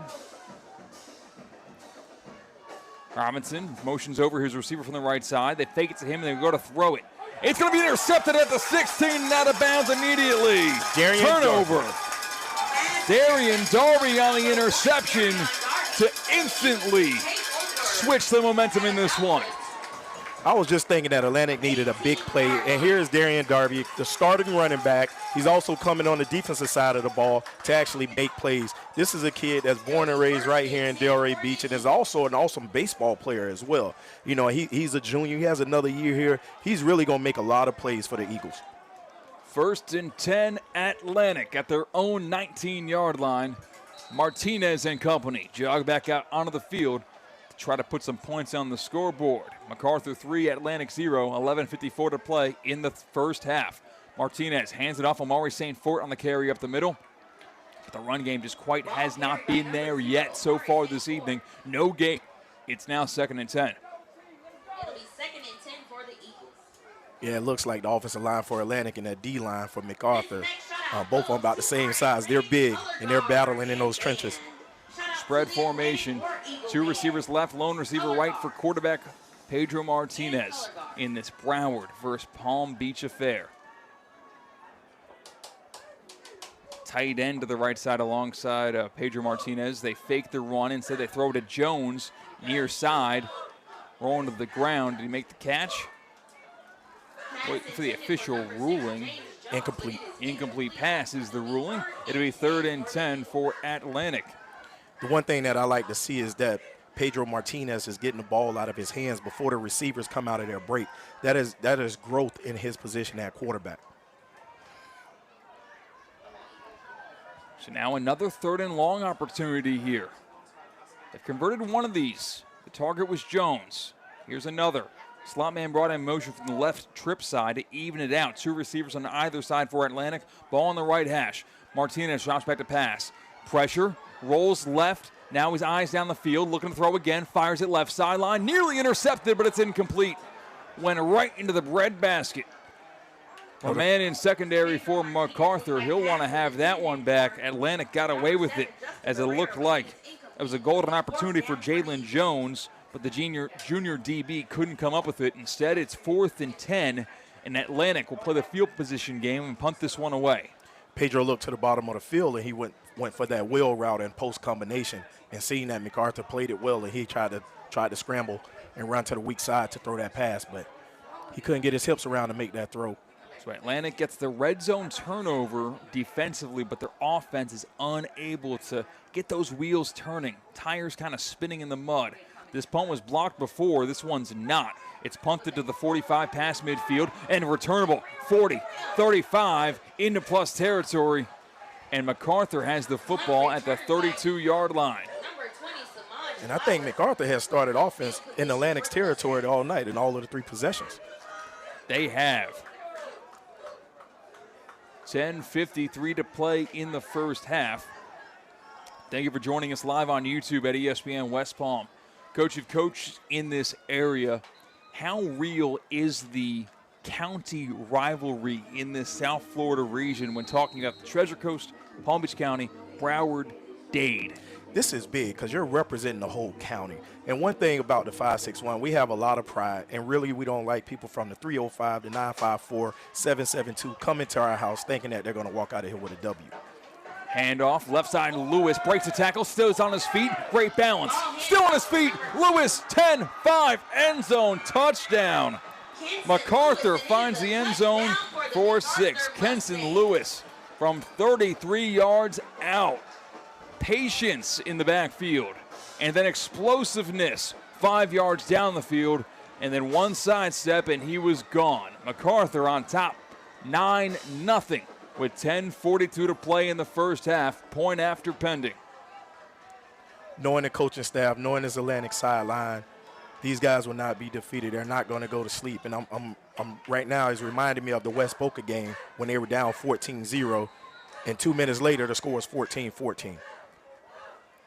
So on for the point after is kicker Kyle Aller, the sophomore. Snap, hold, kick is up, and it is good. 10-0 MacArthur over Atlantic. That's your first touchdown of the evening. Brought to you by Racetrack. And speaking of Racetrack, that is your one-stop shop for your football Friday nights. They have whatever gets you going. And I mean that literally. Whatever you need, Racetrack has. Maybe you need a quick bite to eat because you don't want to wait in line, sit down in a restaurant, stuck in the drive-thru. They've got great pizza. They've got great hot dogs. They've got really good breakfast sandwiches. Racetrack has whatever gets you going, and they have the best breakfast deal in the biz. For just $4, you get a hash brown, a breakfast sandwich, and a small coffee. Let me repeat myself. $4 gets you a breakfast sandwich, a hash brown, and a small coffee only at Racetrack. We love Racetrack because they support high school athletics across Palm Beach County and the Treasure Coast. Racetrack is keeping the dreams alive for the youth, the future of our area. Make sure you consider Racetrack for your daily, weekly routine. Racetrack has whatever gets you going. 10-0. MacArthur has a lead over Atlantic. Atlantic getting the football back, trying to get on the scoreboard for the first time this evening. 2 men deep to return for Atlantic. They're at the 5-yard line. Kicking it away from the 40 is MacArthur and Aller. And he kicks a line drive. It skips at the 20, and it will be picked up by Omari Sanfort at the 10, 15, 20. Broken tackle, 25. Stays on his feet. Omari Sanfort just won't say die. He gets brought down eventually at the 29-yard line. And for a second there, Omari Sanfort was one slipped out of a tackle away from taking that one all the way to the house. Believe it or not, even though he was just at the 29-yard line, some extracurriculars after the play. Special teams can always get hairy, especially in the purest form of the kickoffs and kick returns. I don't see laundry on the field or a penalty flag, and now I do, just short of the 20-yard line. I don't know, Coach, if you saw if that flag was thrown after the play or during the play. That one was thrown during the play, so I'm thinking that it was holding where it was thrown at. Yes, it is against Atlantic. That'll back up the return and back up Atlantic to start deeper in their own territory to begin this third possession of the game for the Eagles. 10:29 to play in the second quarter. Atlantic trails in this one 10-0 to MacArthur. The 2-seed Atlantic Eagles trying to come from behind against the 6-seed Mustangs. This next shutout goes to Eli. You are amazing. So officially, after the penalty yardage is registered, Atlantic's all the way back on their own 7. So a lot of work to be done by sophomore quarterback Pedro Martinez, Omari Sanfort, James Jones, Mark Hannaford. You name it. They've got a lot of weight on their shoulders here this evening. And the one thing about Atlantic offense, when I say fast-paced, each one of these receivers, the running back, anybody can take a distance at any given time. So we did see previous possession. Quarterback Martinez get away with one. Kind of threw one into the breadbasket of a defensive back of MacArthur. Rare mistake there for Martinez. See if he shakes those off. 2 receivers right, lone receiver left for Pedro. Drops back to pass, throws it right side on the shotgun snap. It is dropped. Trying to link on up with Kamari Walcott, but the senior could not haul it in. He would have been hit immediately for a very short game either way. 2nd down and 10 from the 7-yard line still. Coach told Wilcott to come over here and stand by me. And so coach is on the side. Wilcott's on the sideline. We have a man down. Yes, there is a timeout called, brought to you by Sports Certified, powered by Vitacost. We will be back in 60 seconds here live on ESPN West Palm on YouTube and on the FM dial, ESPN 106.3. The all-new 2025 Defender 110 P300S is here. Built for those who crave adventure without compromising on luxury. Lease the powerful 2025 Defender 110 P300S for just $849 per month for 36 months. Whether you're tackling the toughest roads or cruising the city, the Defender is ready for it all. Don't wait. Visit Land Rover Palm Beach today and experience the Defender like never before. Terms and conditions apply. See dealer for details. In sports and in life, how you move matters. So when injuries or pain get in the way, the orthopedic specialists at HSS Florida provide world-class care to get you moving again. From non-surgical and surgical care to personalized rehabilitation, HSS Florida offers the same quality and expertise you expect from HSS, the world's #1 in orthopedic care. With 2 convenient locations in West Palm Beach and Wellington. Learn more at hss.edu/Florida. Choose better, move better. You're listening to ESPN West Palm High School Game Day, presented by HSS Florida. Choose better, move better, and supported by Smith, Ball, Baez, and Prather. 2nd down, quarterback carry up the middle. He gains 4 yards, going from the 7 to the 11. It's 3rd and 6 coming up for the Atlantic offense. And if Pedro didn't run into his own lineman, he probably would have been able to pick up that 1st down. So now another 3rd and not short. 3rd and medium, 3rd and 6 here for Martinez. He motions out Sanfort, looks his direction, then throws a deep ball, and it's incomplete. Trying on a stop and go, or at least a hesitation there, was James Jones to deke his defender, but very disciplined that time from Sherrod Gourdine. As you mentioned before, very good defensive back play we've seen from MacArthur so far tonight, making things very difficult for not only the receivers, but the quarterback of Atlantic. Yes, these DBs are really impressive over at MacArthur. And I think, matching up man-to-man and playing a guy like James Jones without any help, that shows that you really have a lot of confidence in your secondary. So Atlantic will punt this one away. On to show the boot is James Jones after he was the intended target on that play. 4th down and 6, and before we do have this special teams play, a timeout's going to be called with 9:45 to play in the first half. And with this break in the action, did you know that you can lease the brand new 2026 Range Rover Velar P250S, or you can check out the bold and rugged 2025 Defender 110 P300S. Whether you're heading to the game or cruising to the beach, Land Rover Palm Beach has a luxury SUV to match your lifestyle. Stop by today. You want to stop by today? They're located on Okeechobee Boulevard, just past the Turnpike. Or you can take a virtual test drive at LandRoverPalmBeach.com. And hey, I'm talking to you. If you spot an athlete lighting it up on the field with a Player of the Week worthy performance, maybe it's on the diamond, maybe it's on the football field, slide into our DMs, ESPN West Palm, and let us know. Land Rover Palm Beach, above and beyond. 4th and 6 for Atlantic here. They're backed up on their own 11, and Jones will punt this one away. High snap, he corrals it and gets it away. A side spinning punt that goes out of bounds short of midfield. A lot of pushing and shoving after the play. MacArthur and Atlantic showing visibly the tension between the sides. It's win or go home at the home of the Eagles here in Delray Beach. 9:38 to play in this first half. No score. 10-0 MacArthur on top of Atlantic.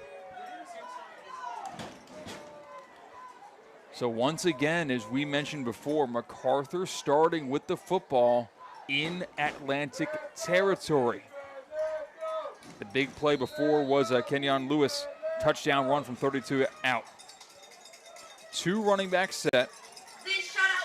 Quarterback Robinson is going to be taking the snap. Javarius Robinson, the senior, hands the ball up the middle, and it's a carry that'll be bouncing it outside, but the Atlantic defense is very stout, ushering him out of bounds for no gain. It'll be 2nd down and 10. One kid, Dontrell Murray, sitting at defensive tackle that just made that tackle. He's going to be a force for Atlantic. He's really young right now at that D tackle position, but he can run, he can move. His dad is also a Palm Beach County legend coming out of Spanish River High School years ago when they had Jason Gathers and all these big-time Meccas. But Dontrell Murray, he's going to be somebody to look out for at Atlantic High School. 2 receivers right, lone receiver to the left. Robinson with a tight end and running back to his left. Throws it right side. It's deflected and incomplete. Right through the hands of his intended target. Kamarian Young may have heard the footsteps of the Atlantic secondary coming in his direction on that slant route across the middle of the field because it went right through his mitts. It'll be 3rd down and 10. Atlantic gets a couple of good plays defensively they want to build on and get a stop here. 3rd and 10 from the 48-yard line. MacArthur with the football. 2 receivers right, receiver left, close to the offensive line, and a 2 running back set.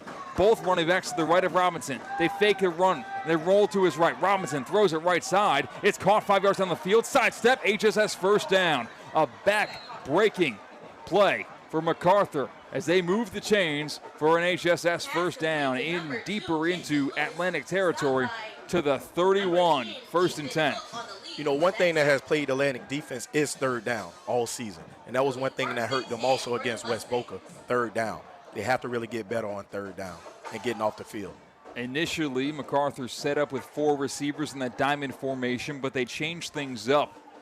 Now there's 2 receivers right, lone receiver left. Robinson hands the ball up the middle. Lewis is a touchdown today. He gets the carry there. Barrels forward for a 2-yard gain. It's 2nd and 8.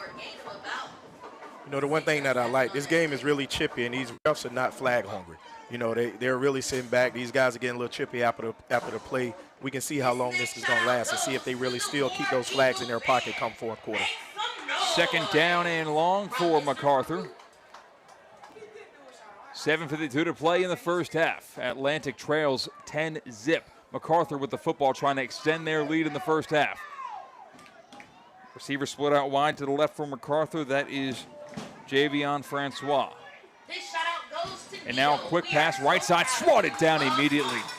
Nice play defensively that time. It looks like getting his paw up was Javon Hatcher to snuff out that maybe tunnel screen or wide receiver quick route. It's third down. Yes, Javon Hatcher, he's at one of the ESPN top 63. He was committed to FAU, and now he's decommitted. Now he's opened back up to his recruitment. But he's a hell of a defensive end, hell of a defensive lineman for Atlantic High School. Plays like that, fighting through a block while having the vision to get your hands up to deflect the pass will get more eyeballs on you. Trips left, lone receiver right. Third down and 7 coming up for MacArthur. It might be 4 down territory depending on the result of this third down play. Robinson in the shotgun. Takes a snap, hands the ball up the middle. Lewis charging forward, keeps on breaking tackles, and Lewis gets well more than enough to move the chains for an HSS first down. He's at the 14, first and 10. MacArthur with a red zone possession. Once again, converting on third down. And actually, Lewis, he has a low center of gravity. He's not going down on that first tackle, that first hit. He's breaking tackles right now.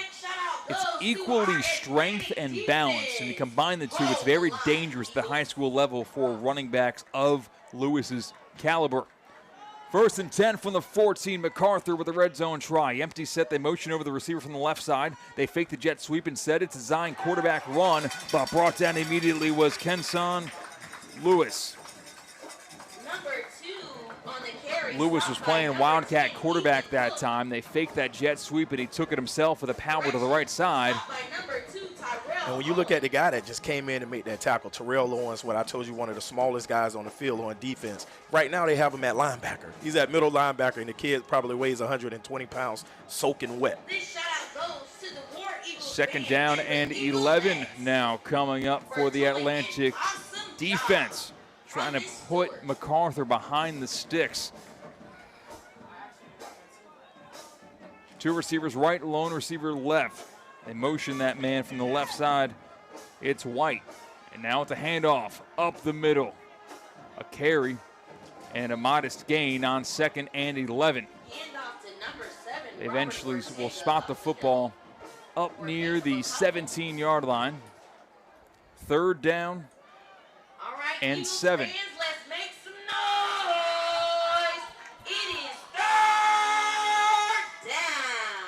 Let's see if the defense can go ahead and get a stop here. They need a big play.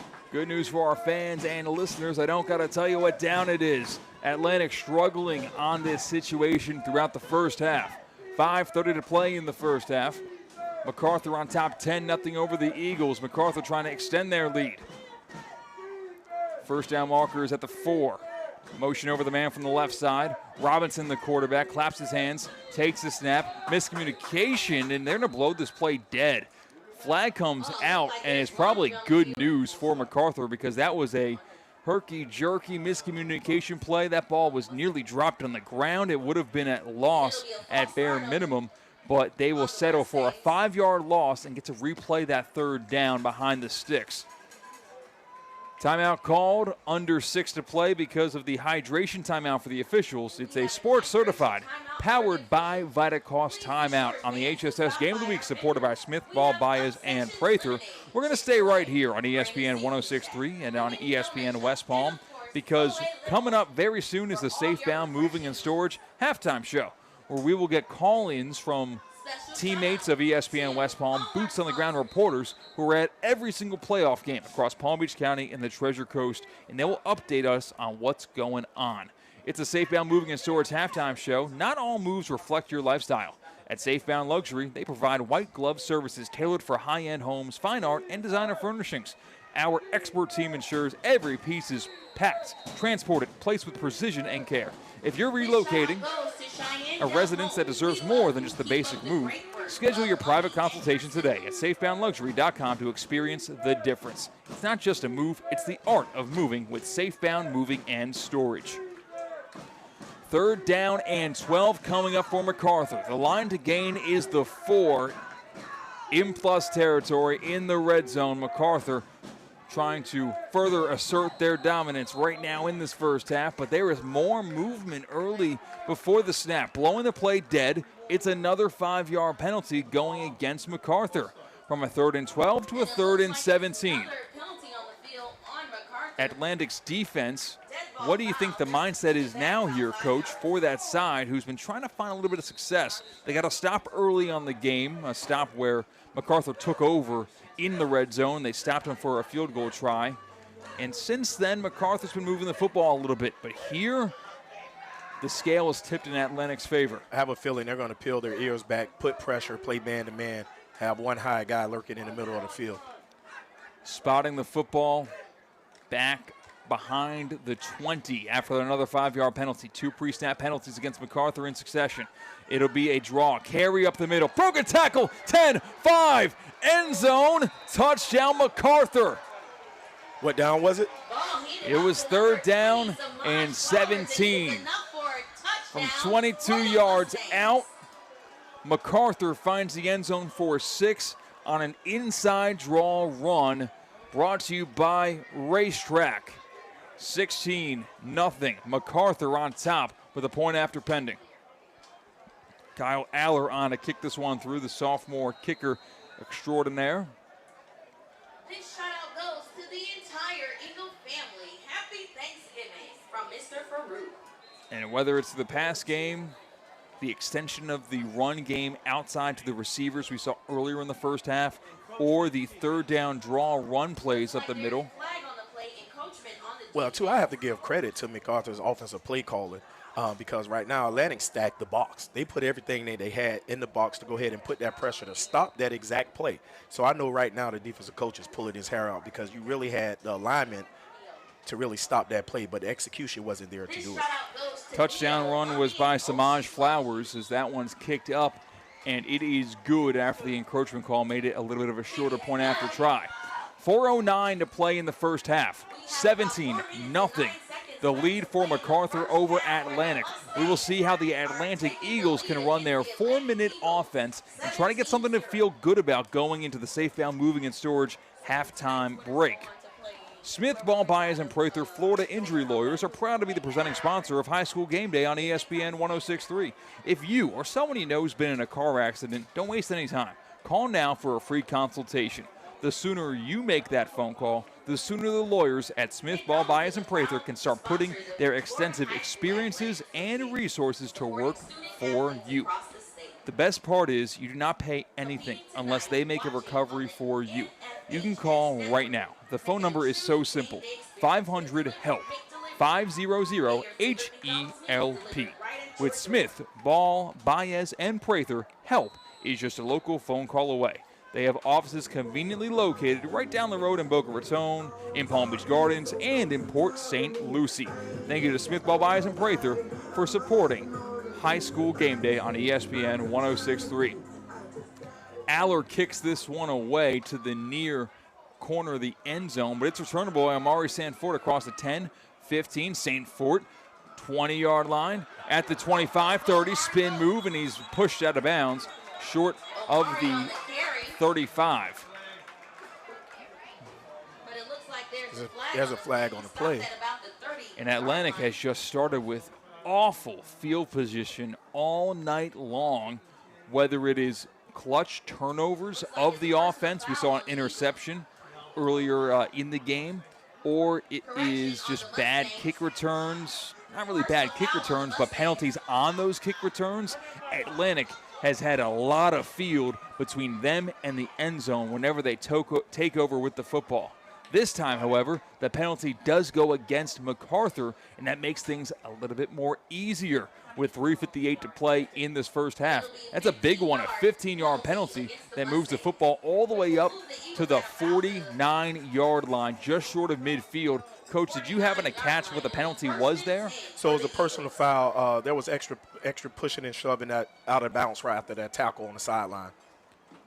It's a handoff up the middle. St. Fort into the second level, gets past the 50, gets to the 45, then gets pushed backwards after there. It's a 6-yard carry, setting up 2nd and 4. Atlantic starts on the right foot of this drive. That feels very important to the momentum of this game and really the result of this game, whether or not Atlantic can get points before going to the halftime break. Trips left, lone receiver right is James Jones. Martinez hands it off. Amari St. Ford off the right edge, and he gets brought down at the line of scrimmage up high. No gain. It's 3rd down and 4. It'll be a 3rd and 5. Omari is that kid that make you hold your breath every time he touches the ball. And he has a little fire in him right now. He wants to be fed. Jones split out wide to the right and trips receivers to the left for quarterback Pedro Martinez. Could run here, could pass here on 3rd and 4.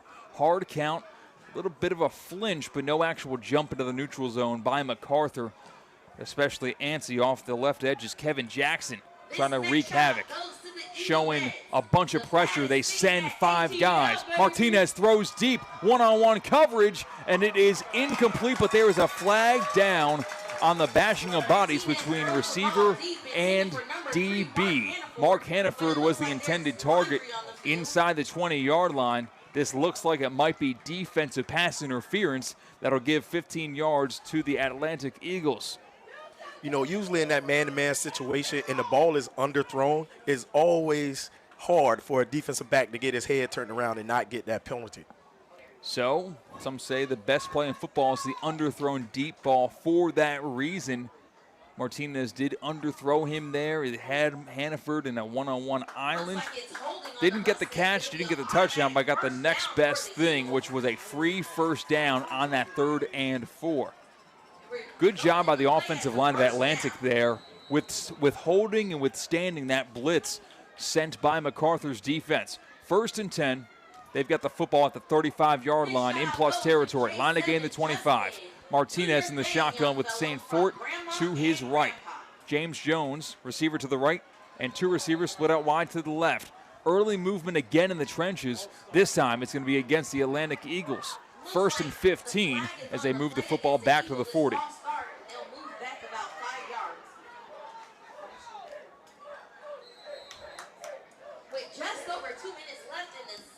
Clock will now continue to roll with 2:20 to play in the first half. Martinez in the shotgun. Takes a snap, hands the ball off. St. Fort up the middle. Tries to get back to the original line of scrimmage. He's like backpedaling to it, and he does make that 35-yard line. Almost like he's putting the opposing defense on the squat rack and kind of just moving his way forward to get back to the 35. It'll be about 2nd and 9 for the Eagles. 2nd down and 10 coming up for Atlantic. 2 receivers right, lone receiver Hannaford to the left. Martinez rolling to his right. There's pressure that side, throws it, and it's incomplete.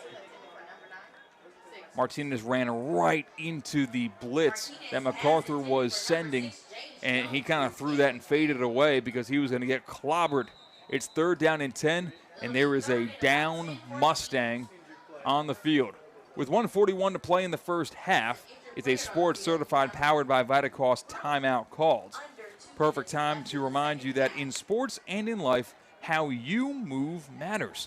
So when injuries or pain get in the way, the orthopedic specialists at HSS Florida provide world-class care to get you moving again. From non-surgical and in surgical care to personalized rehabilitation, HSS Florida offers the same quality and expertise you'd expect from HSS, the world's #1 in orthopedic care. With 2 convenient locations in West Palm Beach and in Wellington, you can learn more at the website hss.edu/Florida. Choose better, move better with HSS Florida. Tonight's game is being live. 1:41 to play in the first half. Atlantic has the football down 17-0. MacArthur has had a pair of rushing touchdowns, one of which was Samaj Flowers, the other of which came from Kenson Lewis. 3rd and 10, line to gain to the 25. Martinez in the shotgun. Fakes the handoff, drops back to pass, pressure in his face, rolling right, trying to find the edge, throws it, and incomplete. Just kind of dumps it off. And it will be 4th down and 10 coming up for Atlantic. Clock stops with 1:32 to play in the first half. You know, the one thing that MacArthur is doing right now, they're spying Martinez. Every time he gets out of the pocket, he has somebody in his face. He is ending up on the ground. You know, he's hit. He's getting frustrated now. Martinez on the season has been dynamic with his legs, averaging 7 yards per rush. And as you allude to, he just has not been able to get that magic going with his legs here in this regional semifinal. The offense is staying on the field on 4th and 10 for Atlantic. Anticipate probably a hard count here from the sophomore signal caller. Got to get to the 25. Martinez drops back to pass. No hard count. Steps up in the pocket. Throws a deep ball, and it's going to be incomplete. There was some contact there early on the route on James Jones. He was running a go route and got slowed up at around the 15. The ball eventually landed halfway through the end zone. You had fans of the Eagles wanting either a hold or a defensive pass interference. They did not get their wish granted. It's a turnover on downs. MacArthur gets the football back. With 1:23 to play in the first half, MacArthur has a 17-0 lead over Atlantic. Yeah, I told you the matchup between these defensive backs from MacArthur and these Atlantic receivers, this is a good, really good matchup between these two. These guys are really going at it. 1st and 10 with 1:23 to play in this first half. MacArthur takes over at their own 35. Robinson hands the ball up the middle. If it ain't broke, don't fix it. The carry goes to Lewis for 5 yards. It's 2nd and 5. To the 40-yard line goes the football. Clock rolls. No timeout used by MacArthur yet. So one thing I can see that the Atlantic defense have done, they have pulled 2 kids to play middle, that play inside linebacker, a running back and a defensive back. So I don't know if they're hurt in that position. Bit of a run blitz there. Lewis on the carry. Kenyon Lewis bouncing outside, and Kenyon Lewis gets brought down for a 4-yard gain. Needed 5 for an HSS first down. Did not get it. It's 3rd down and 1, and the clock has not stopped. No timeout used by MacArthur. Under 40 seconds to play in the first half. 3rd and 1. Line to gain is the 45-yard line. MacArthur with the football, letting this clock trickle down for a while now in the shotgun. Robinson motions over the wide receiver from the right side all the way to the left. It's a handoff up the middle. Atlantic stuffs him in the hole. He gets enough for the HSS first down. With 18 seconds to go in the first half, timeout is called by Atlantic. So I was thinking if MacArthur's coach on that last play, if he thought they had a first down because he didn't use a timeout, he was letting that time go down. So a timeout's going to be used by head coach Jamel Murray of the Atlantic Eagles to give his defense a little bit of a breather. The clock. Actually, I saw the hands wave, but that will not be the case. That will be the end of the first half as both teams head to the locker room. I could have sworn I saw a timeout called, but I must have been mistaken. Coming up, we've got the Safebound Moving and Storage halftime report, updates, recap, and reaction across Palm Beach County and the Treasure Coast for the results that are happening outside of Delray Beach. But here at the home of the Eagles, it's MacArthur 17, Atlantic 0. We will talk about what transpired in the first half. We will preview what to be expected in the second half. That's all coming up next on the Safebound Moving and Storage halftime report on High School Game Day on ESPN West Palm and ESPN 106.3. Download the ESPN South Florida app today and get the latest on local shows like Theoretically Speaking and Russo and Rizzo. Get some ESPN podcasts or get the high school sports updates in Palm Beach County and the Treasure Coast. Curious about what Mike Rizzo had to say about Aaron Rodgers? It's on the app. Wasn't able to find the score of the West Boca High School football game? It's on the app. Want to catch the Inter Miami live broadcast? You guessed it. It's on the app. Go download the ESPN South Florida app today and get your fix on all things sports right here in Palm Beach County. Hi, I'm Scott Smith with Smith Ball Baez and Prather, Florida Injury Lawyers.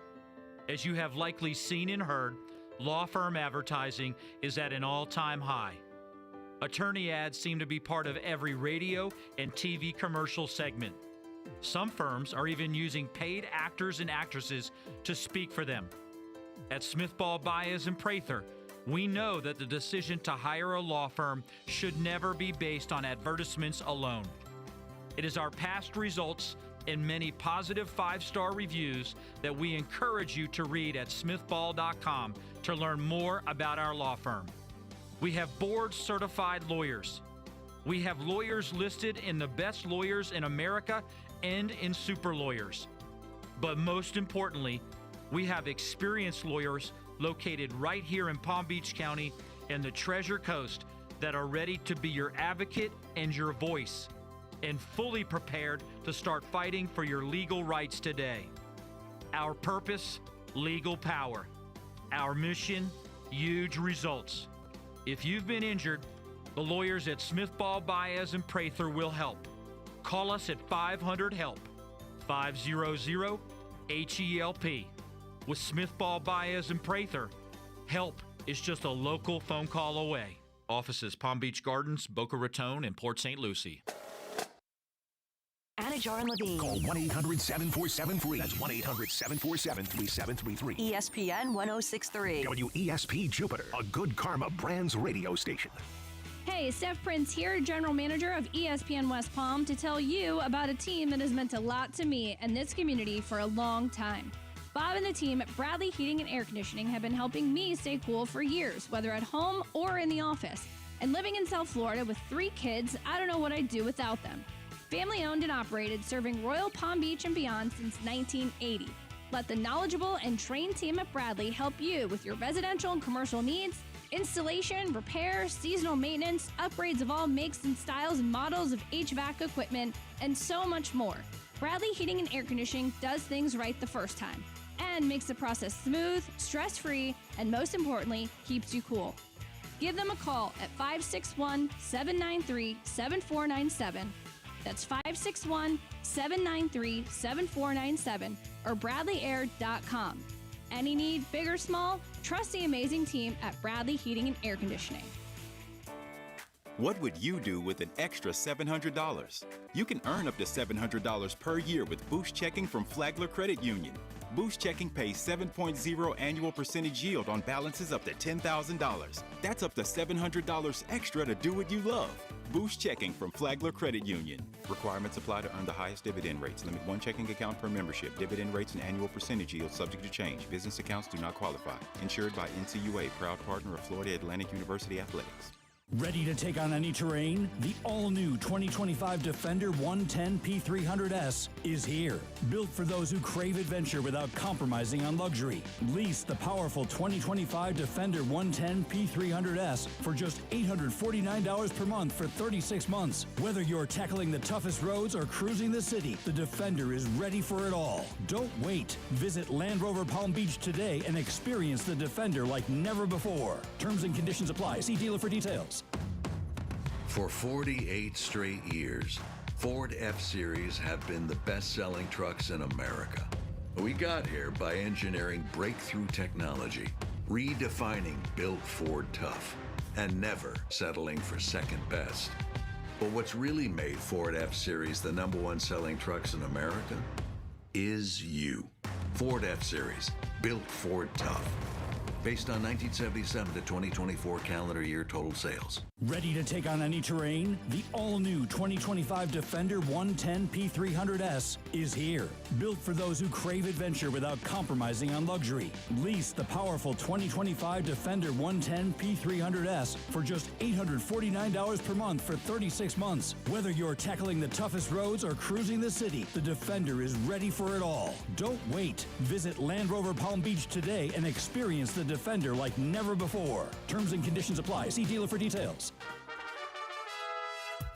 Calling all sports fans, grab your MVP card and head to Duffy's where you can catch all of the action. Not an MVP? Sign up for free and start earning rewards today. Duffy's is voted the best sports grill year after year with their award-winning burgers and wings. Don't forget about Duffy's famous 2-for-1 drinks all day, every day. And with over 80 TVs in every location, you'll never miss a minute of the game.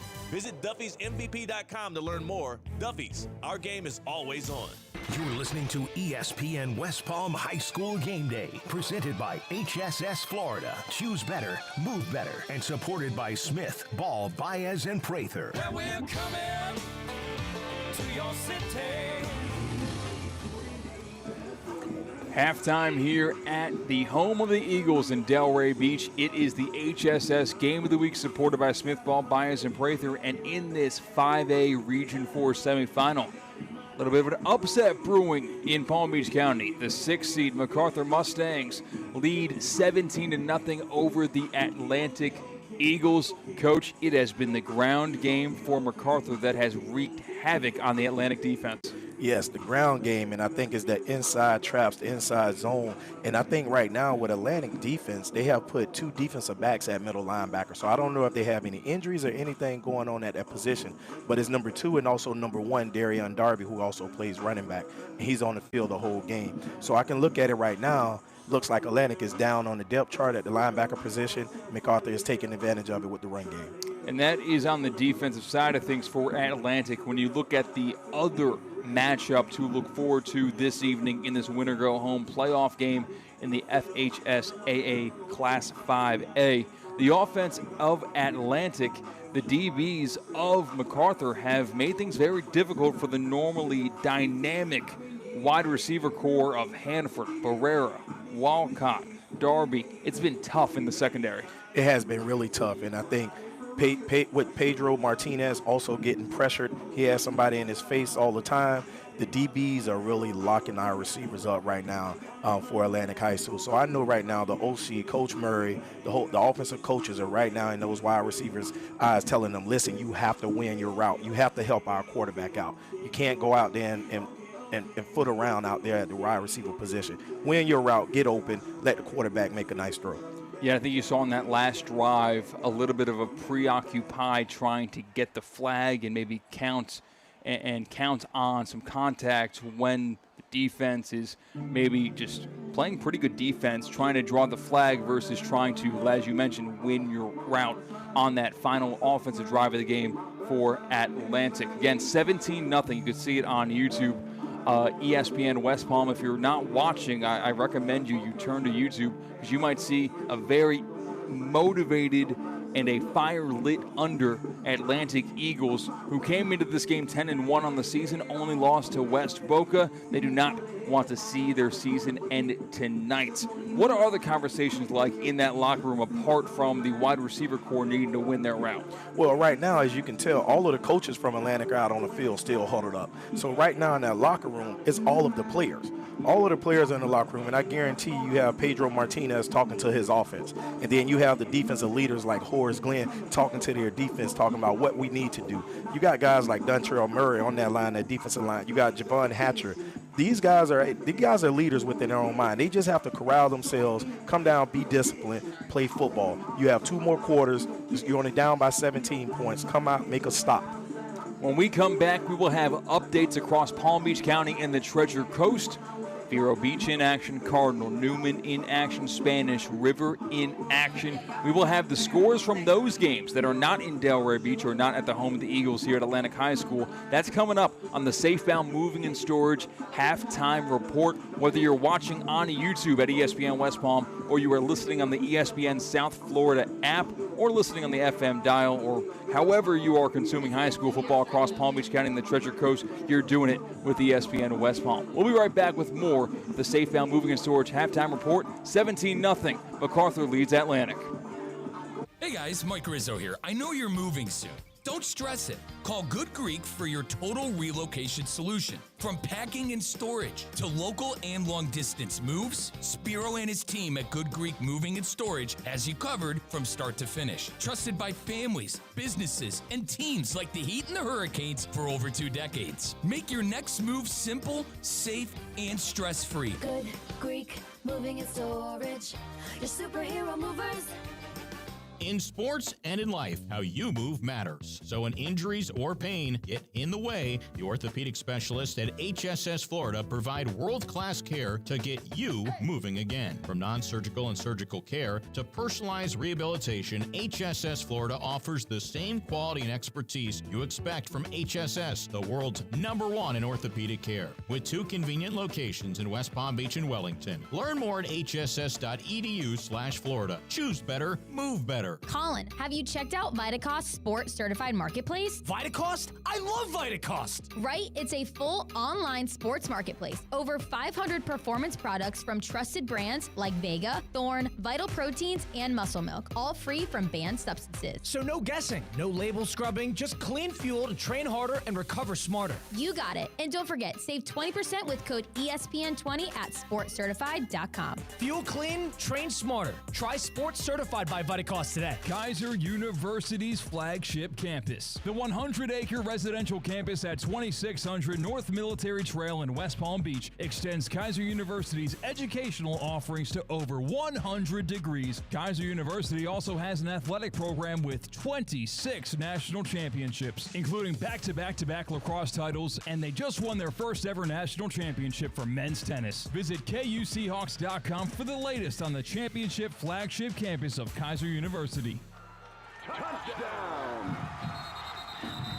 Racetrack is proud to support our local high school football teams. Whether it's Friday night lights or tailgate parties, Racetrack has whatever gets you going to fuel all the gridiron excitement this fall. Grab your favorite snacks, crispy chips, delicious Nathan's hot dogs, sweet treats, or our house-made pizza slices. Don't forget to quench your thirst with a variety of ice-cold drinks. Racetrack, your one-stop shop to fuel your football Fridays. Ready to take on any terrain? The all-new 2025 Defender 110 P300S is here. Built for those who crave adventure without compromising on luxury. Lease the powerful 2025 Defender 110 P300S for just $849 per month for 36 months. Whether you're tackling the toughest roads or cruising the city, the Defender is ready for it all. Don't wait. Visit Land Rover Palm Beach today and experience the Defender like never before. Terms and conditions apply. See dealer for details. You're listening to ESPN West Palm High School Game Day, presented by HSS Florida. Choose better, move better, and supported by Smith, Ball, Baez, and Prather. Where we're coming to your city. Welcome on back to the Safebound Moving and Storage halftime report here in Delray Beach at the HSS Game of the Week, supported by Smith, Ball, Baez, and Prather. MacArthur on top of Atlantic, 17-0. Now we're going to take the time during the Safebound Moving and Storage halftime report to, well, move around Palm Beach County and the Treasure Coast, because we've got boots on the ground everywhere, and we've got eyewitness accounts of what's going on for the teams that are still alive in the FHSAA playoffs. First, we go out to Brian Rowitz. Brian, where are you at and what has unfolded? I am up at Vero Beach, and to quote Ron Burgundy, well, that escalated quickly. Lake Nona scored with 2:42 to go in the half to make it a 14-7 game. We're now at the half. Vero Beach leads 35-7. So that's what Vero Beach does. It gets ugly, and it gets ugly fast. Yeah, it has, like, for quite some time now, especially under head coach Jankowski.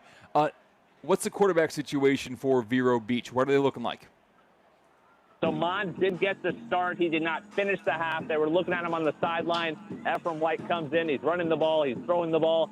They don't really need Champs Mons for the second half if they're going to be playing like this.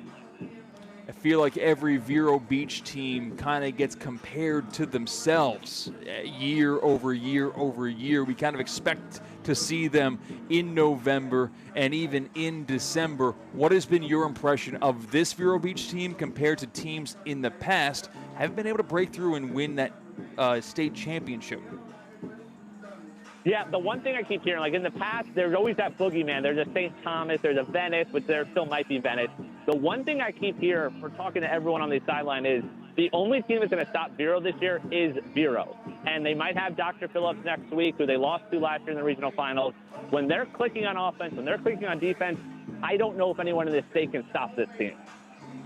Brian, thank you so much. I'll let you get back to it. Actually, you know what? I want your impression on the score that we're at right now. Of course, Brian has got a wealth of knowledge across high school football in our listening and fan area, Palm Beach County and the Treasure Coast. Are you shocked to see Atlantic trail 17-0 at the half? Yeah, very much so. I feel like, I don't know if they're maybe looking ahead. You have St. Thomas, you have that boogeyman next week, but the fact that they're down and listening to you guys, they really haven't been able to do anything, has been very surprising so far, at least from up here in Vero.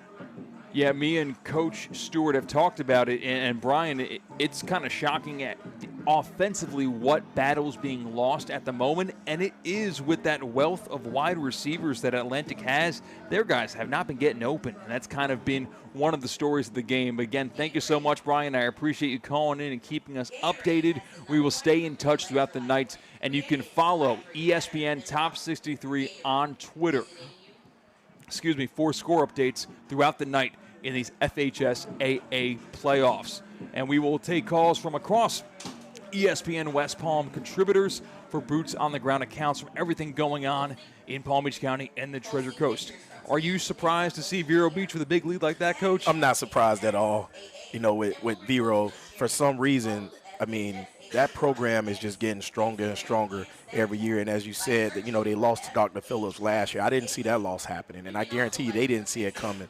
So I know right now they're really waiting to see Dr. Phillips again. Yeah, and as far as teams in the area, one of the conversations, I know there's the inter-conflict between the two areas that we cover with Treasure Coast, Palm Beach County. But we, as an ESPN West Palm radio station, want a state champion to come from one of those areas. And now we will shift things to Mike Rizzo, who has boots on the ground across Palm Beach County and the Treasure Coast. Mike, what game are you at, and what has unfolded so far? I am at the Newman game. I'm at Carmen Newman. They're playing a team out of Naples at Christian. This one was 20-0 at one point, but somehow, some way, we are at 20-14 at halftime. Hewley threw a costly interception, which turned into points for Naples. And then one of the rarest things you're going to see in high school football, so Mosley, the punt returner for Cardinal Newman, caught it at the 5-yard line and then apparently waved a fair catch. Now, Christian, here's the problem. He took it anyway, and everyone kept playing, and he took it to the house. But instead of a touchdown, they're down at the 1, and then Newman drives to midfield. Hewley throws another interception, and then Naples gets another touchdown before half. Somehow, some way, this game is 20-14. Cardinal Newman still on top of Naples, but self-inflicted wounds by Cardinal Newman. I personally expect them to clean things up. Jack Daniels, great head coach. I think Hewley and the offense figure it out, and I think the defense finds ways to get off the field. But Christian, somehow, some way, 20-14, Crusaders up 6 at halftime. Wow, you know, Mike, you said it best, man. You look and you see 20-0 Cardinal Newman on top. You kind of put your phone away and say, okay, let's plan how we can watch the Newman game next week. To see that be a one-score game at the halftime break is startling. It's crazy, and it makes Mike Rizzo's night a little bit longer because you'll be sticking around for the final whistle of that one. How's the run game been going for Cardinal Newman with Phoenix Donia and Hewley with his legs? It's been pretty good. I mean, Christian, offense has not really been the issue other than the turnovers. I mean, the run game is there. Hewley has 2 rushing touchdowns. You know, he might have 2 interceptions, but he's getting it done, getting flushed out of the pocket and finding holes in that defense. We know how good of a quarterback he is. He's a top 63 athlete for a reason. That's why I really think they're going to take care of business in the second half. If they clean up all the bad stuff, the penalties, the fake fair catch, for God's sake, the 2 interceptions, I think they can win by multiple scores here at Cardinal Newman. Mike, I'll let you get back to it. Thank you so much for calling on in again. The report from Mike Rizzo, who's at the Cardinal Newman game, 20-14. Newman leads, but at one point that was a 20-0 Cardinal Newman game.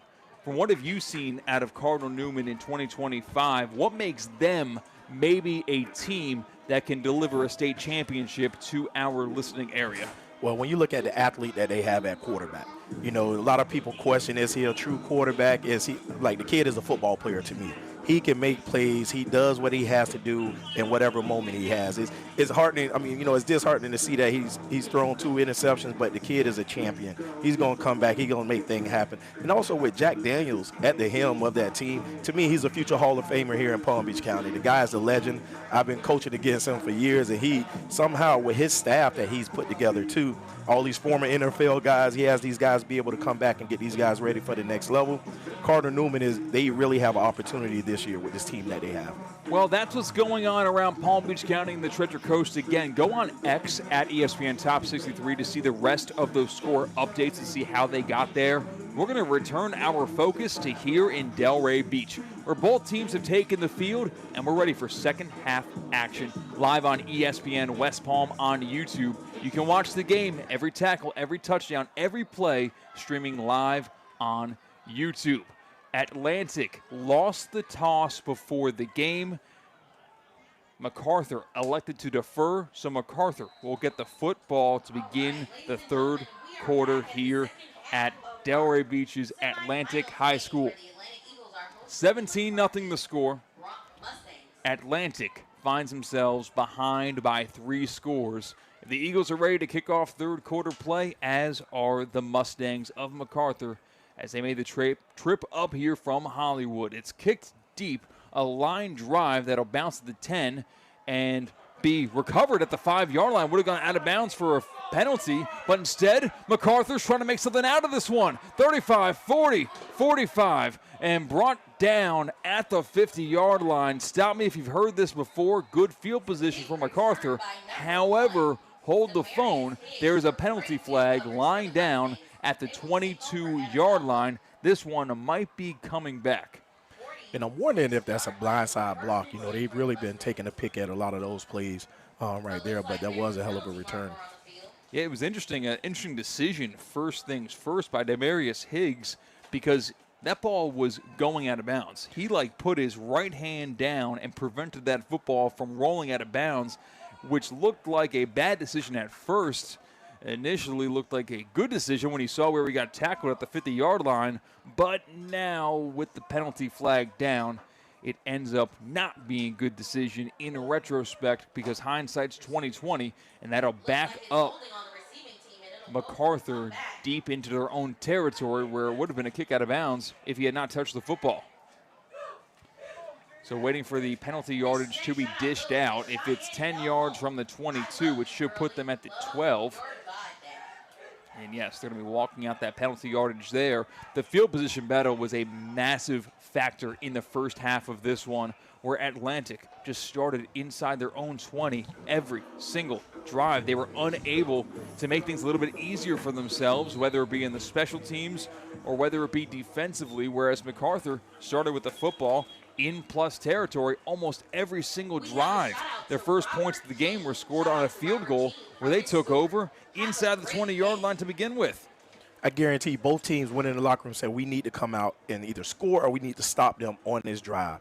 You know, that's what they're thinking about right now, especially the defense on Atlantic. They need a stop. They need some momentum. I'm looking at the body language, and I don't like it.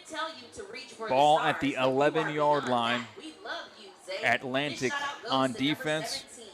The Mustangs of MacArthur on offense. Thank you so much for joining us at the FHS AA Class 5A Regional Semifinal between Atlantic and MacArthur. We're about to enter second half action. We had the kickoff. That did happen, but we have not had a play from scrimmage yet. A small halt in the action. This next shout out goes to our coach. But here we go with 1st and 10. Man brought in motion, 2 receivers right, and it's going to be a handoff to that right side, just trying to stretch it. But unsuccessfully is Lewis. He eventually gets upfield for 1 yard. It'll be 2nd and 9. You know, I tell a lot of people, you do not have to make the tackle to make the play. Javon Hatcher at defense end right there, he made that play without making the tackle by making that play spill back to the inside. Ball to the 12-yard line, 2nd and 9. This has not been the problem down for Atlantic. It has been 3rd. It'll be a pitch outside. Broken tackle across the edge. Break and contain across HSS, first down, a little bit more. Across the 25-yard or to the 25-yard line goes the running back Lewis. A solid gain that time from the tailback of MacArthur. You know, and if Terrell Williams, as he's coming up from that corner position, if he breaks down and not come in flying out of control, he makes that play for a loss. Spot that football at the 28-yard line. 1st and 10, MacArthur. It's a throw left side and stuffed out immediately. Atlantic makes a big play on 1st and 10 for a loss. It was a throw to the left side that swooping on in defensively for Atlantic was a playmaker. Looks like it may have been Jameer Johnson on the tackle coming off that edge. Makes the tackle for a 4-yard loss. And that was a big play. That was a hell of a play. That's one of the plays that you put on huddle on your first highlight. Pursuit of the ball carrier. It's kind of a football sense, right? Instincts, feeling the flow of the play, watching what you saw in film and recognizing that. Maybe cheating a little bit, but it pays off. It's a handoff, a draw. Lewis, left side, gets back to the original line of scrimmage. It'll be 3rd down and long. Sportsmanship is having pride in your school, your team, and yourself. Sportsmanship is respect for the game and those who play it.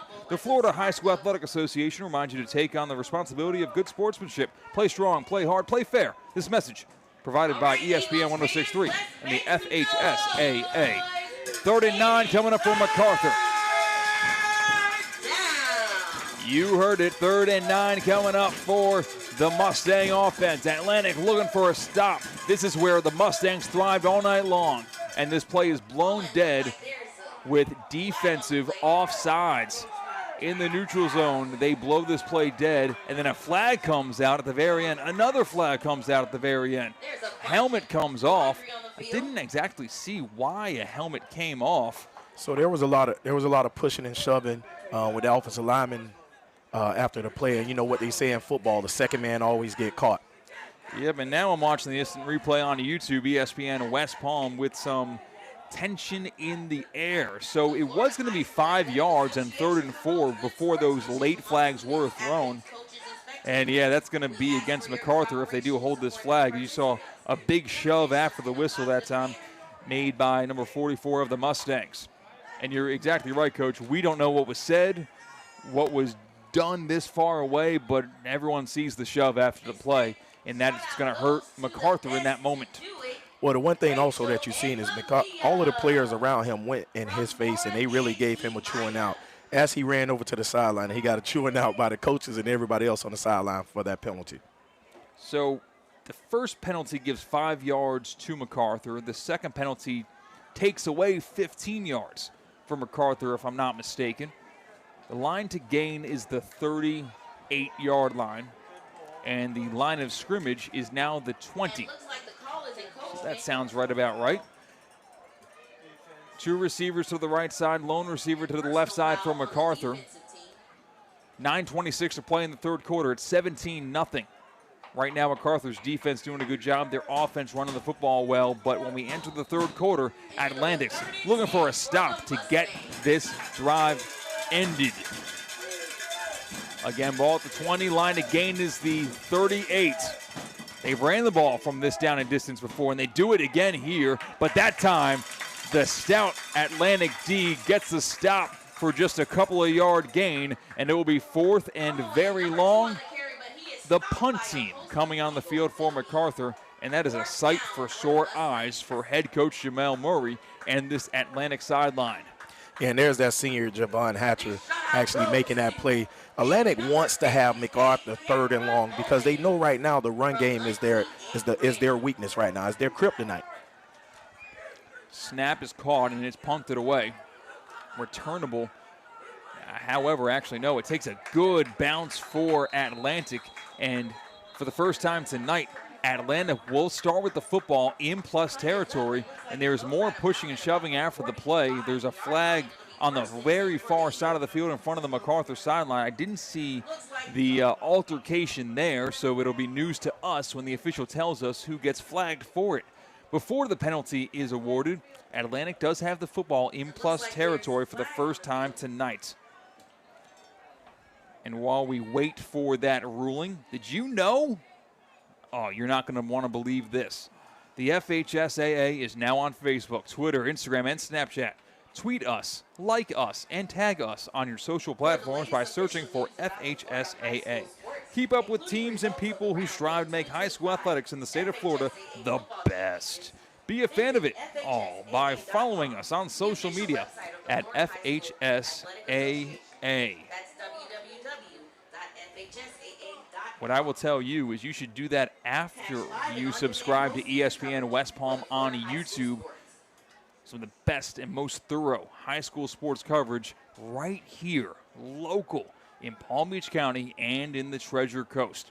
Head coach Jamel Murray getting a word from the official and explaining what exactly the penalty was or wasn't. You know, there's still a penalty flag on the field, and it now is going to be scooped on up. The penalty is going to be a hold. The kicking team, and he declined it. Declined kicking team hold. So Atlantic will have the football on the 47. 1st and 10, Eagles. 17-0. MacArthur leads Atlantic, trying to get on the scoreboard for the first time tonight. Here is their first chance offensively in the second half. Again, 8:32 to play in the 3rd quarter. So in plus territory is Atlantic. Pedro Martinez in the shotgun. Takes the high snap, hands it off right side on the carry and across the 45. Eventually brought back, and forward progress is halted. The carry that time went to Darian Darby. Darian Darby gains 3 yards on first down. It's going to be second down and 7 or 8 yards. Yes, it's Darian, and Darian right now is playing both sides of the ball, so I want to see, basically how he is, late in the fourth quarter with his win. But knowing the kid that he is, I know he has that spark in him. 2nd and 8 in the shotgun. Trips left, lone receiver right. They motion out Darby. Throw it across the middle. It's incomplete. Trying to connect with Hannaford on a slant route, and the pass was a little bit behind. It hit Hannaford in the hand. A tough ball to come up with, and it will be 3rd down and 8. Looks like pass was intended for number 3, Mark Hannaford. So now it is 3rd and long. Atlantic maybe in no man's land here. If they gained 4 yards, you might consider it 4-down territory, especially considering you're down by 3 scores. Martinez in the shotgun. Takes a snap, drops back to pass. Heavy pressure from his right side. Steps up, throws it across the middle. Oh, what a dart. Hits Hannaford in the chest between 2 different MacArthur defenders and gets an HSS first down just past the 35-yard line. Move the chains for Atlantic. It's completions like that that can really change things. As Martinez throws it left side, Mooring hurry up. Wide receiver screen across the 30 and brought down inside the 30-yard line. It's a gain of around 4 yards, maybe 3. It's 2nd down and 7. Getting the chains moving, hitting these little passes right now. Let's get Pedro going. Let's get Martinez going. So these big-time receivers need to make plays for their quarterback.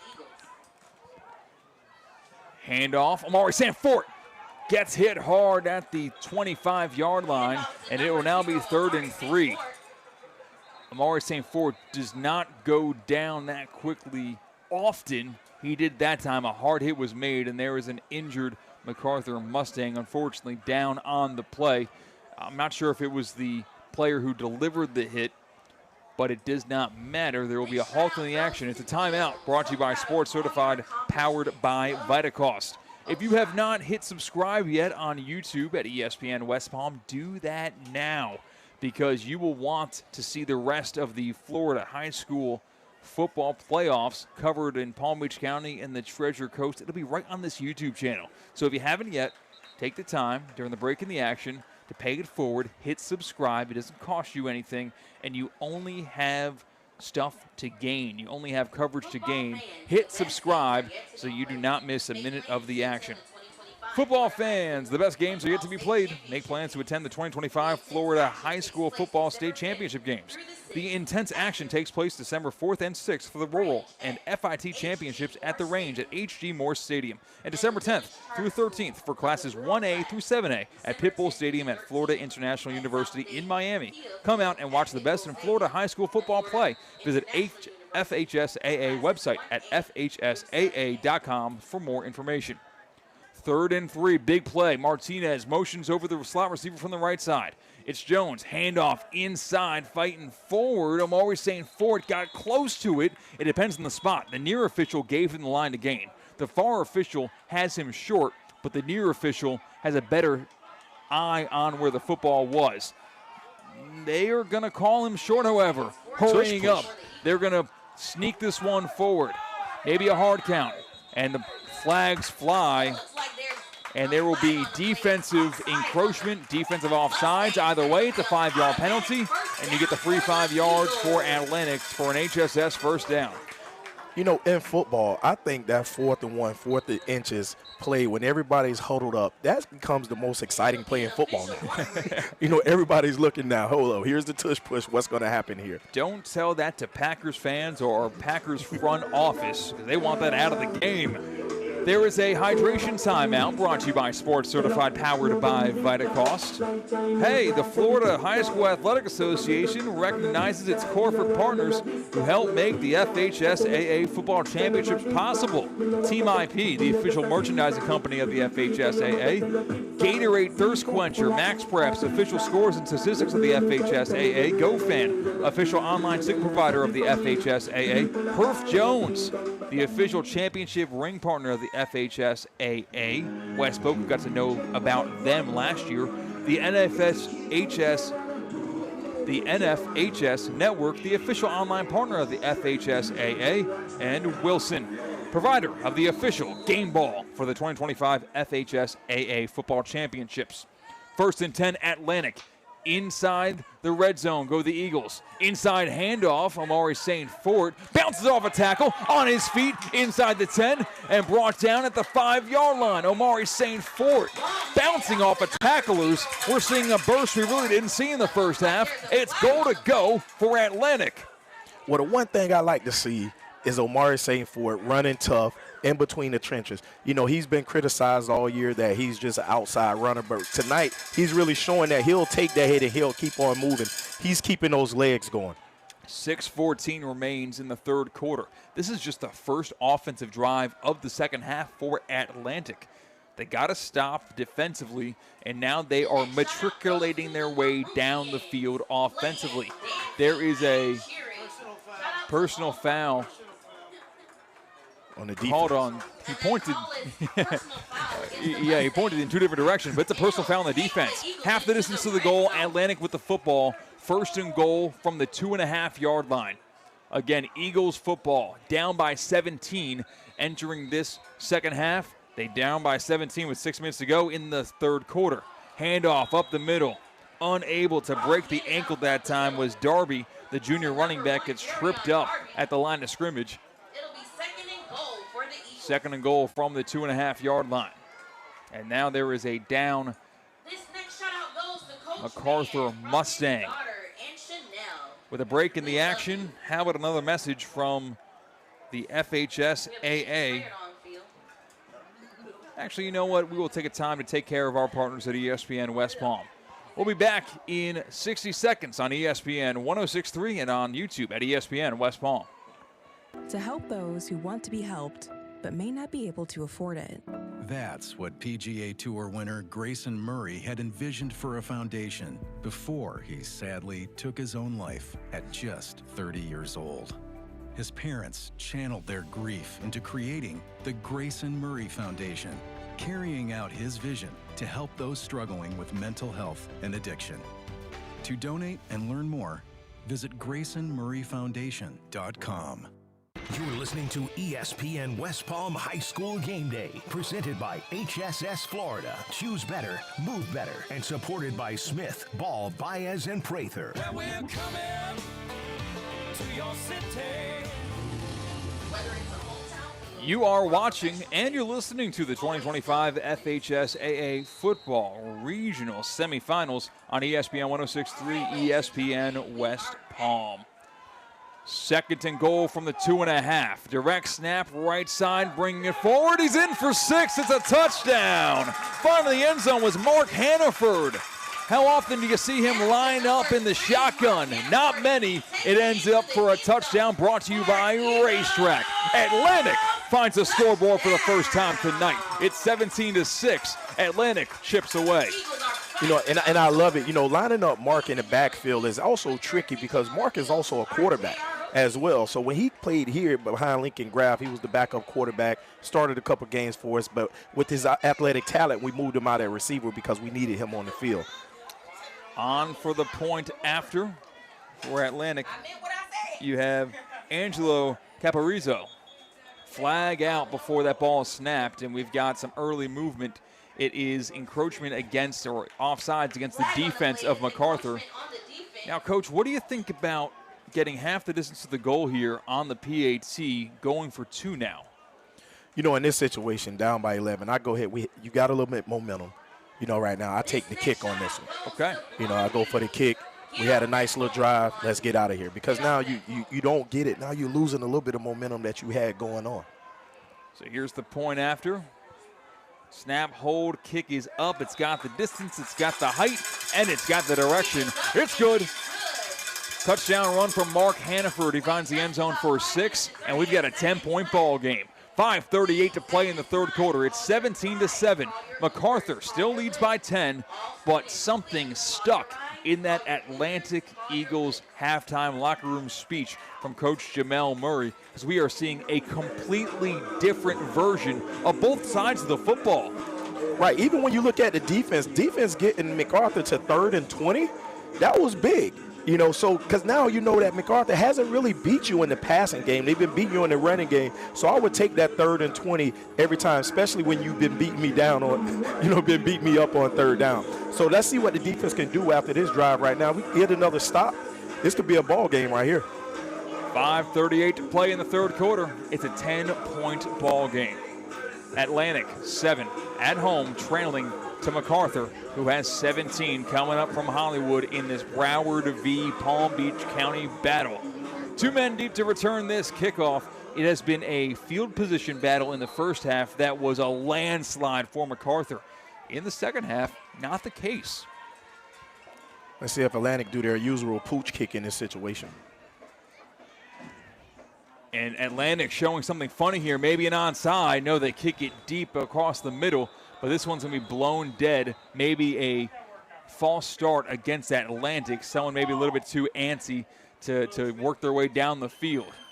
I think right there, sometimes as a coach, you get a little too fancy. You get a little too fancy right now. So with that situation, it wouldn't have cost Atlantic 5 yards.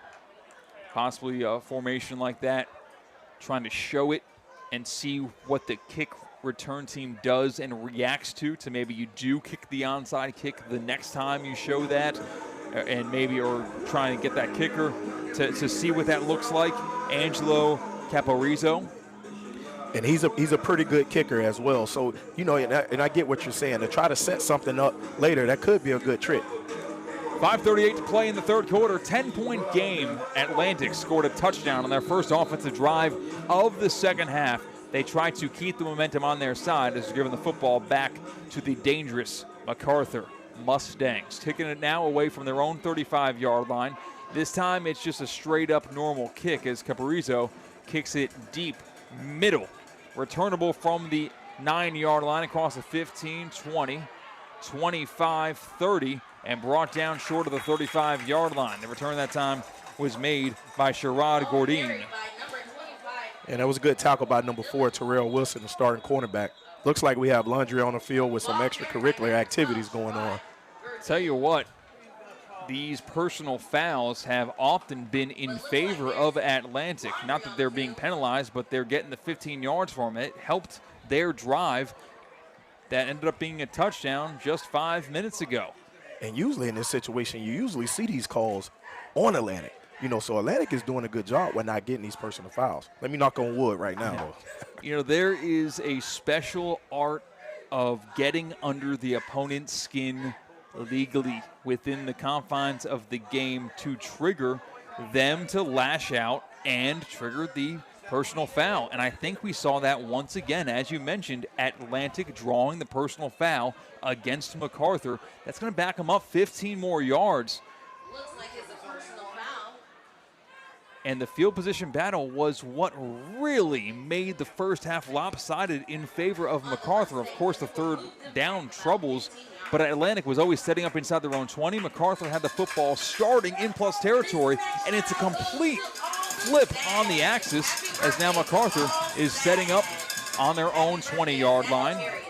They were inside their own 15 last drive, while Atlantic started their only drive of the second half in plus territory. Man brought in motion. It's a pitch. Jet sweep, right side. Atlantic chops down the ball carrier. Ball's loose on the ground. Atlantic jumps on top of it. Is it a fumble or was he down? Waiting for the official call. It's Atlantic Eagle football.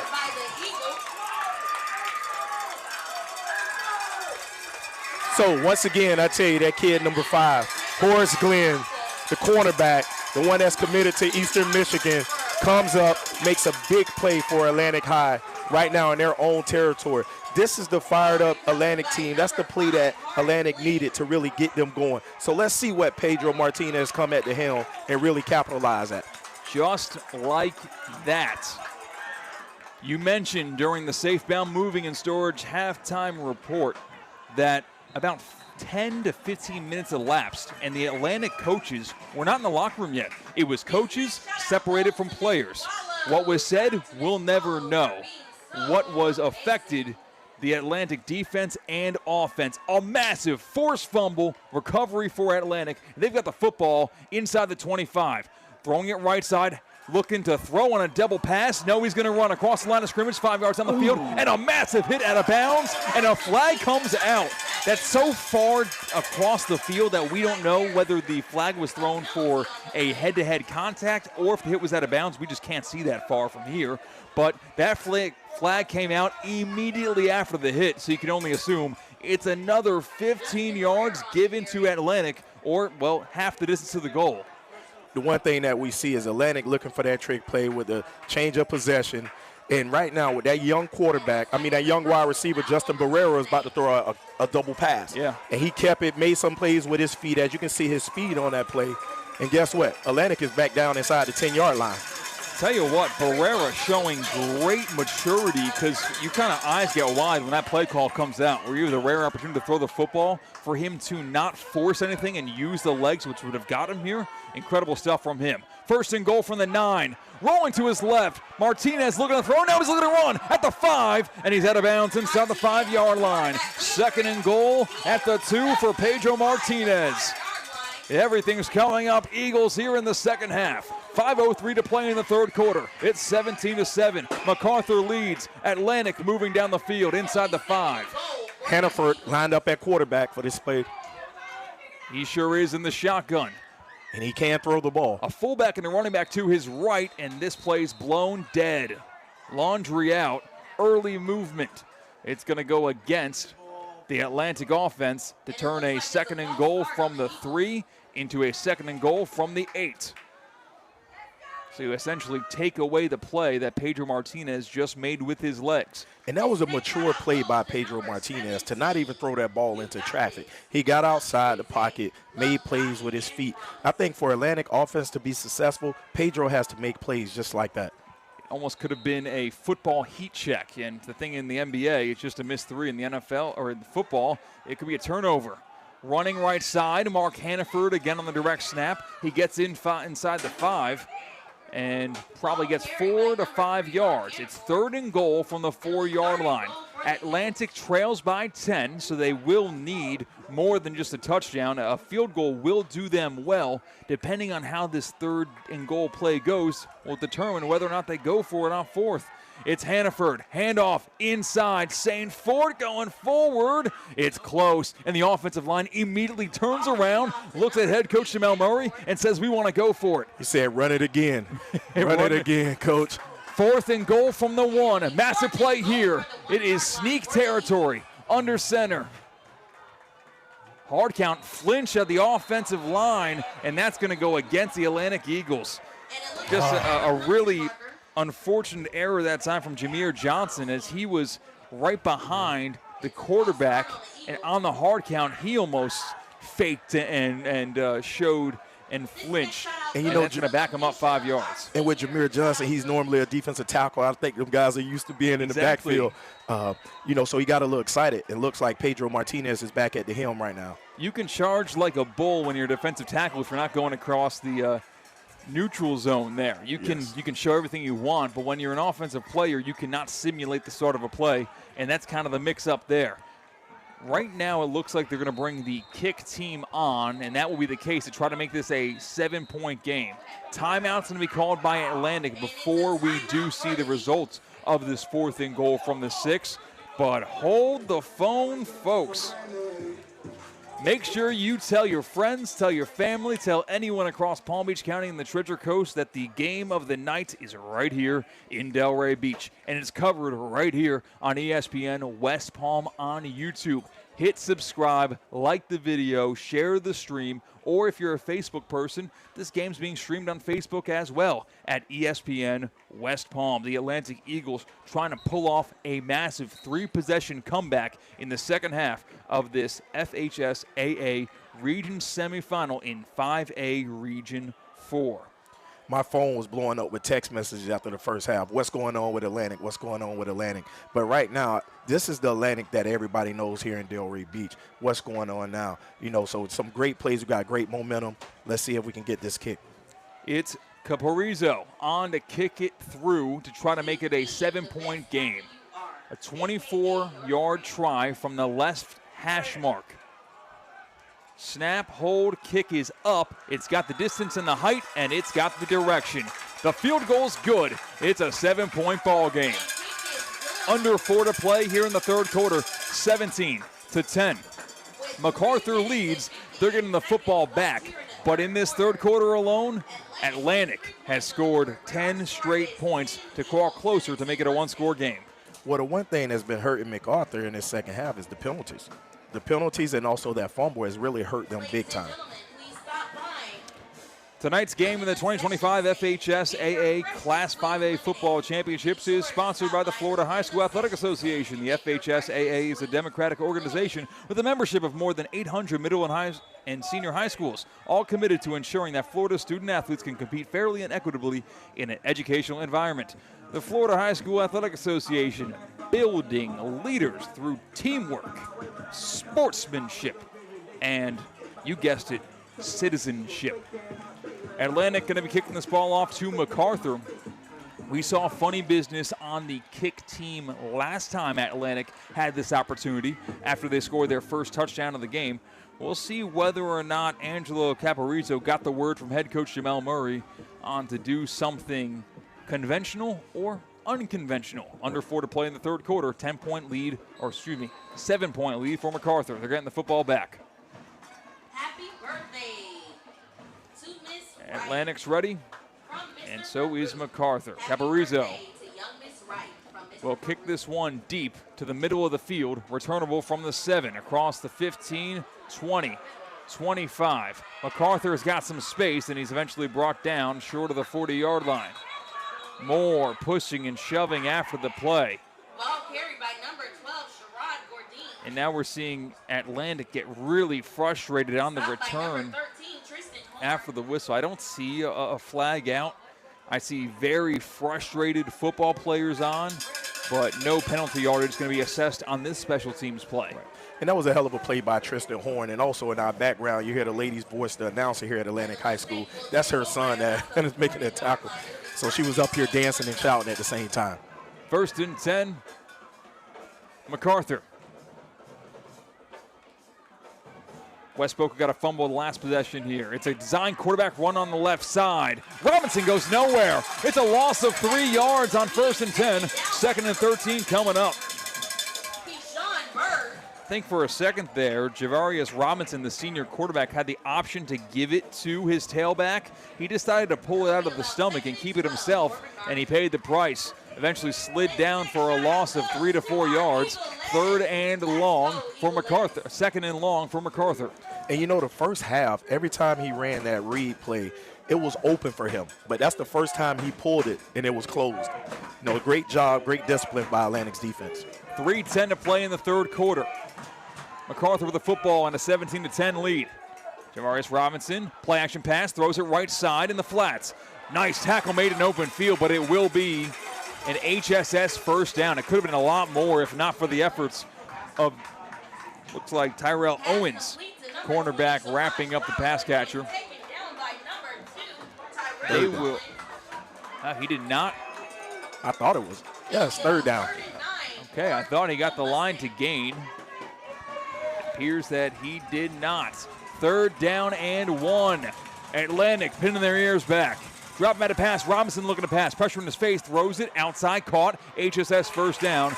And fighting forward past the 45-yard line. Atlantic defense has a pursuit right now into him. There's an energy. As soon as he caught that ball, you just seen 4 guys right now crashing down to actually make this tackle. So, and it looks like MacArthur's going to go ahead and punt the ball on this one. So short of the HSS first down. Apologies, folks. Looking through a window here, and the glare kind of caught me off guard. Now MacArthur rushes their offense back out onto the field after showing the punt team. Atlantic might use a timeout here, and that's going to be the case. A wise timeout called by head coach Jamel Murray as to not mess around there. Yes, you want to keep every timeout you can, but there's still plenty of time, and it's not like you're down by 21 where you know you're going to need to run your 2-minute offense at one point in this game. Right. So the punt team was out on the field for MacArthur, and then they immediately rush everybody off and everybody the offense back on. Well, the one thing that doesn't happen in high school football that happens in the NFL is that they usually get a defense a chance to go ahead and adjust to the offensive playmakers. You'll see the official wall over, hold the football, and wait. But that doesn't happen in high school ball at all. So the punt team now is on the field for MacArthur. Atlantic on 4th and 4. Looks to have gotten a stop so far if this ball's punted away.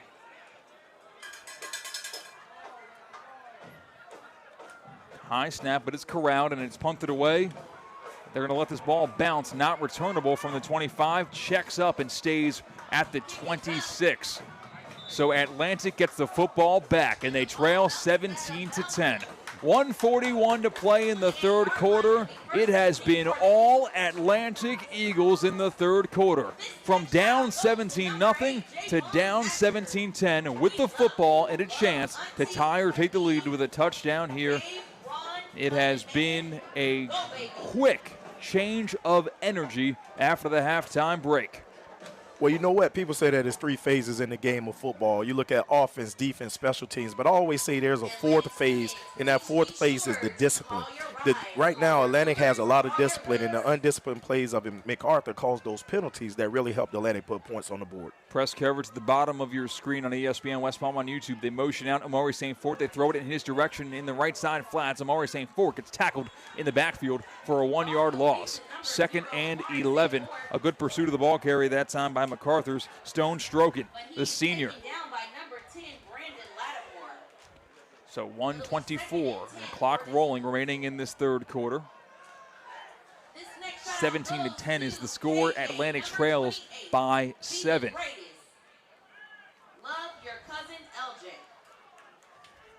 Trips left, lone receiver right, ball on the right hash. They motion out Darby to the left side.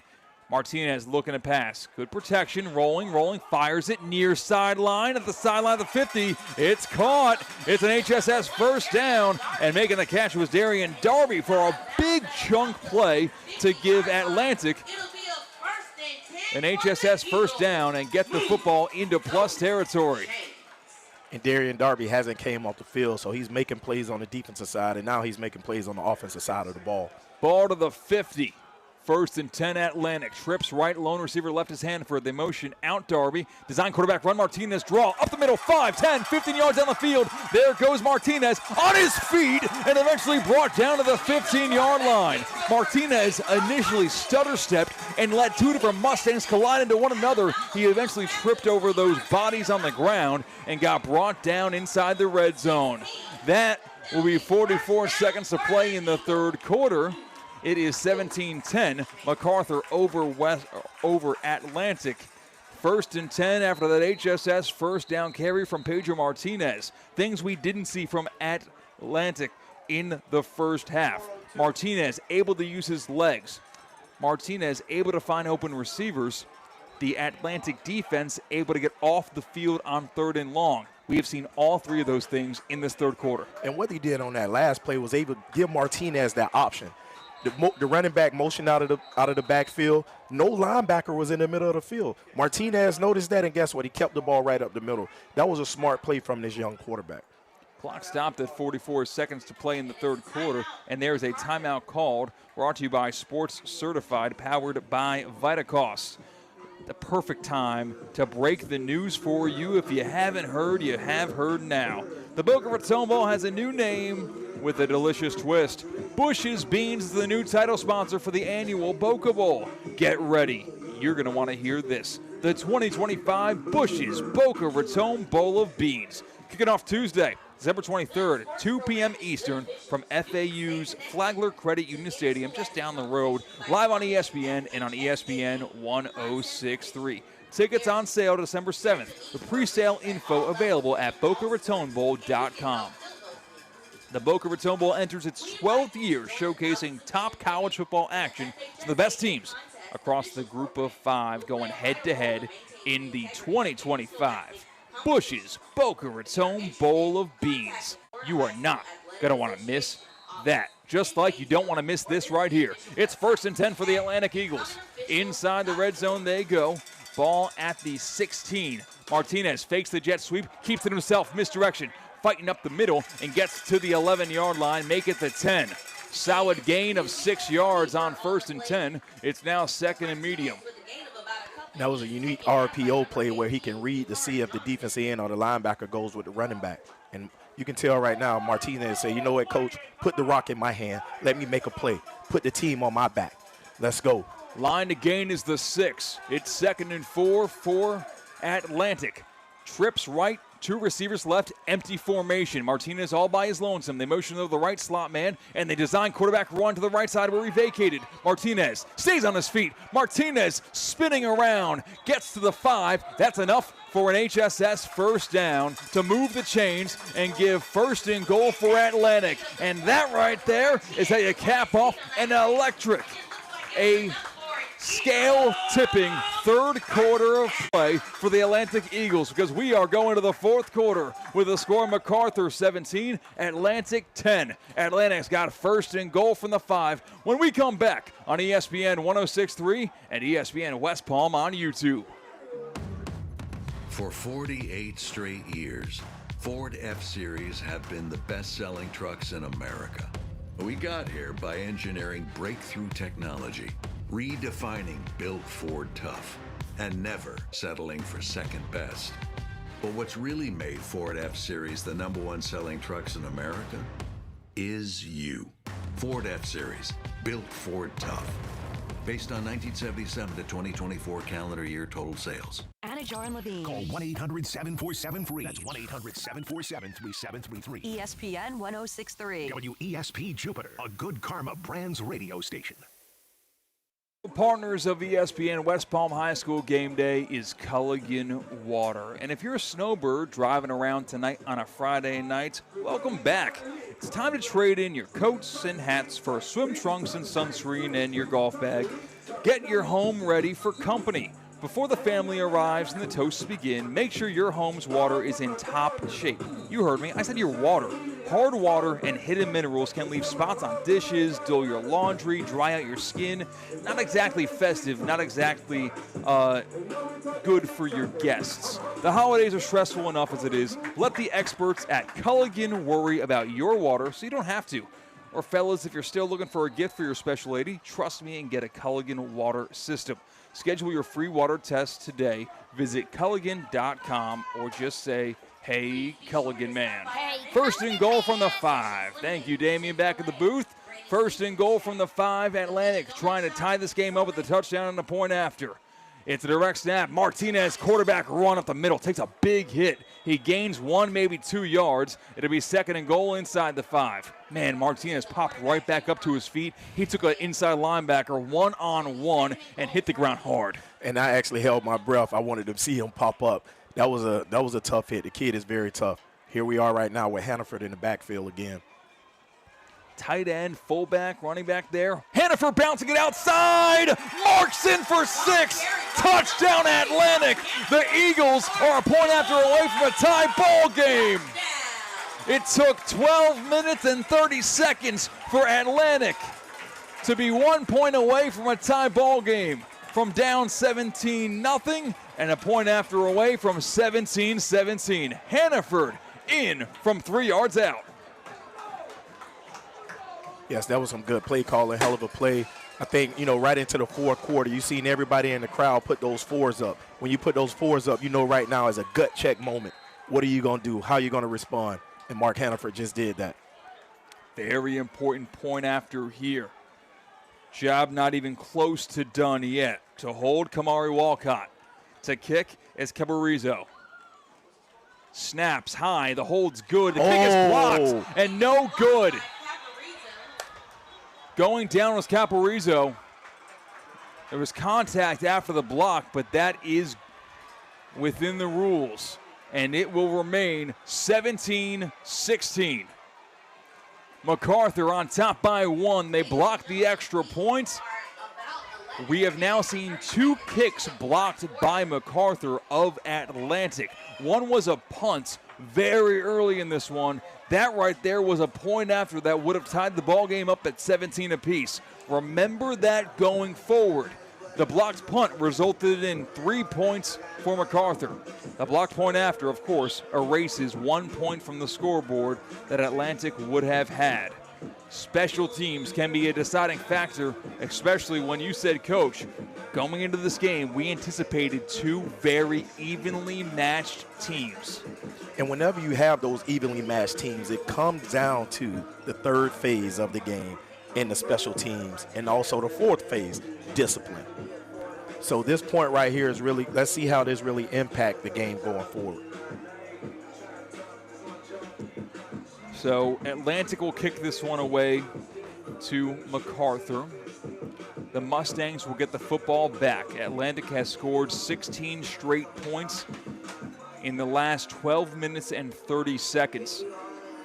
MacArthur got the football entering the third quarter. Atlantic got a stop. Atlantic got a touchdown. Atlantic forced it a fumble on MacArthur's next drive. Atlantic scored a field goal. Atlantic got another stop around midfield. Then Atlantic scored a touchdown drive aided by a penalty here or there, undisciplined actions from MacArthur, but their point after was blocked, and that is why the score reads 17-16. Atlantic trailing by 1 at home in this 5A Region 4 semifinal. Caporizo to kick it deep. It's a low squibber, bouncing across the 20, 15, and returnable from that 20. 25-yard line, broken tackle, and eventually brought down just short of the 40-yard line. Ball came out at the end. It eventually got picked up by the Mustangs either way, but they're going to rule him down. For the latest official news about the Florida high school sports, including the results of all rounds in the 2025 FHSAA Football Championships, visit FHSAA.com, the official website of the Florida High School Athletic Association. That's www.fhsaa.com. Catch live and on-demand postseason coverage for Florida high school sports at www.nfhsnetwork.com. Brought to you by the official NFHS Network, the official online partner of the FHSAA. Next sentence, subscribe, ESPN West Palm. That's the best coverage of high school sports across Palm Beach County and the Treasure Coast. 1st and 10 from the 39-yard line. MacArthur with the football. They've got bunched receivers to the left side. Lone receiver out wide to the right. Robinson takes a snap. It's an inside handoff that is absolutely crushed in the backfield. It's a tackle for loss. Snuffing it out was Jameer Johnson, and there's a flag on the play. We have one on this side and one on the other side. An illegal formation is one of the flags going against the offense of MacArthur. Not sure if both officials saw that exact penalty, but yeah, one of which is that illegal formation. And it will be declined with that loss of 4 yards on 1st and 10. They'll take the loss of down and the loss of 4 yards instead of just the repeat down and loss of 5 yards. 2nd down for MacArthur. Line to gain is the 49-yard line. MacArthur has not gotten anything going offensively here after the halftime break. You have 11 minutes left in this game. MacArthur clinging to a 1-point lead. 2 receivers left spread way far to the near sideline and a lone receiver to the right.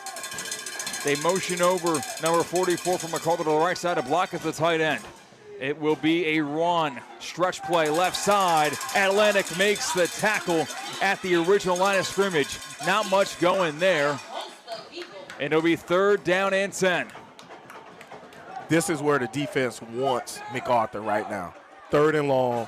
So do MacArthur go to the draw play, or do they go to the sprint out pass with the quarterback getting them outside the pocket and doing that flood route to the sideline? Make sure you share this YouTube stream. Share the game. Make sure everyone can watch the thrilling conclusion of one of Palm Beach's very own, the Atlantic Eagles, trying to complete a comeback. It starts with 3rd and 10. 3rd and 15 right here. 2 running back set.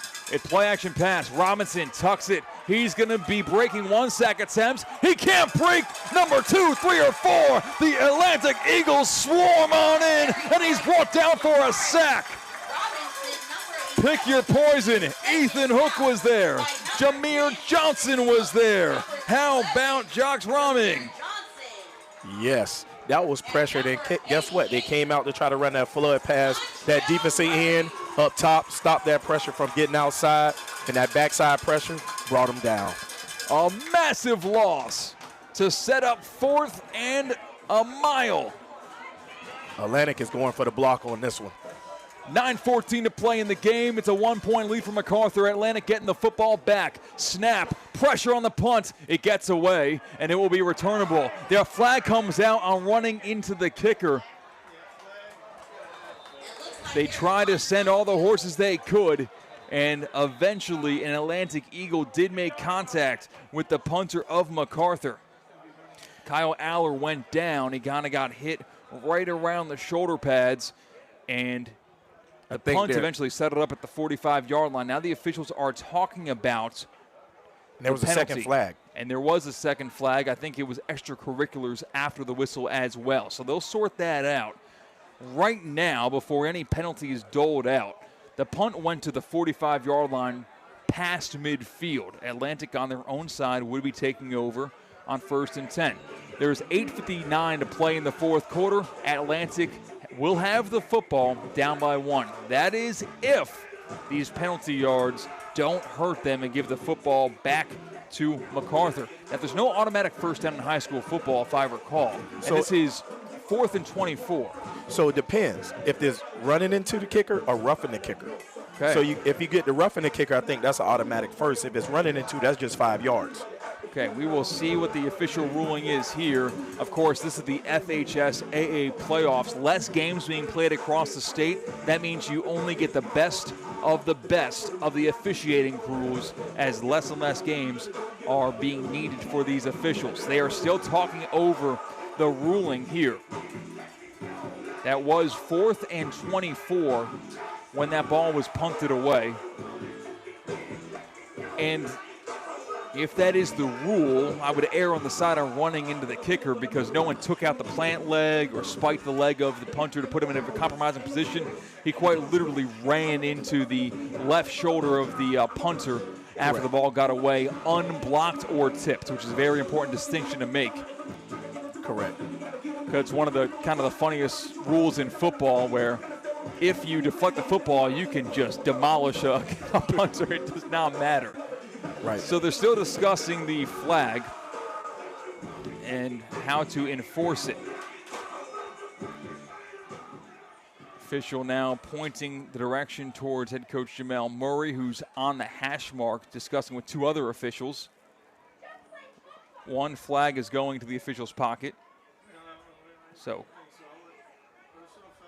personal foul is going to be called against Atlantic. And now they're still talking it over. That was kind of one of the more unsure penalty calls that I've ever seen addressed towards the crowd, as usually you see the strong point forward, and he kind of like sheepishly kind of said, I think it's that way. I think what they're debating is it a first down? Because the ball was punted. That was a dead ball foul, the personal foul. But the running into the kicker penalty happened on court. Okay, it'll be called running into the kicker, 5-yard penalty.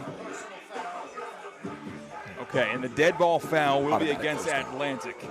And it will be that first down for MacArthur. Just got a word from the official up here in the booth. Only the best on ESPN 106.3 and on YouTube at ESPN West Palm. So MacArthur looks to retain possession on a disastrous sequence of events from Atlantic that is fueled by, well, momentum and anxiousness and enthusiasm. You know, we talk about the 4 phases. Yeah, discipline. Offense, defense, special teams, and discipline. And right there, we had special teams and discipline on one play. That really cost it. Let's see if the defense can come back and rebound and stop the offense. First. Oh, they're still kicking. It's still 4th down. It will be 4th down. Will be 4th down, running into the kicker and that 50-yard penalty. That makes 20 yards, no automatic first down in high school. So it's 4th and 4. Punt team still on the field. All right, we got that figured out. It took us long enough, but we got it. 4th and 4 after those 20 yards of penalty yardage was doled out. Replay 4th down. Atlantic back deep to return this punt with 9 minutes to go in the game. They will punt this one away. Atlantic sent pressure again. No contact with the punter this time. It's returnable from the 20 and then immediately brought down at the 22-yard line. And now the flags come out at the end of that play. It is getting chippy And these officials are having a shorter whistle in the second half than they had in the first half because maybe they're feeling the control slip through their fingers, and you want to establish that, listen, guys, you do not want to risk your involvement on next week's game in regarding any suspension. So you got to cool things down now before retaliation turns non-football plays. Right, and what I'm thinking right now, once you lift the guy up off his feet, now you can't try to slam him to the ground. And I'm thinking right now that could be an unnecessary roughness call. Thank you for joining us on ESPN West Palm. All 300 strong of you. Make sure you hit subscribe. If all of you hit subscribe, maybe you better the chance of your favorite team winning this football game. Maybe some good juju, some good karma.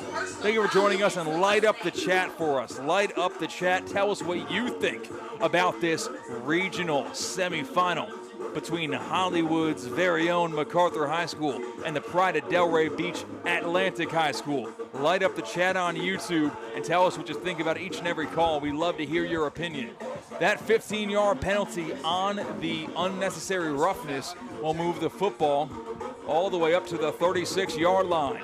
1st and 10, Atlantic has the football, down by 1 with 8:48 to play in this fourth quarter.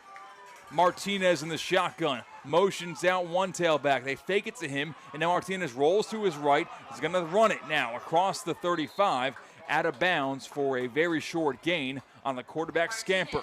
2nd and 9 coming up for Atlantic. And for Atlantic offense to be successful, Pedro has to get outside the pocket. He has to do it with his feet.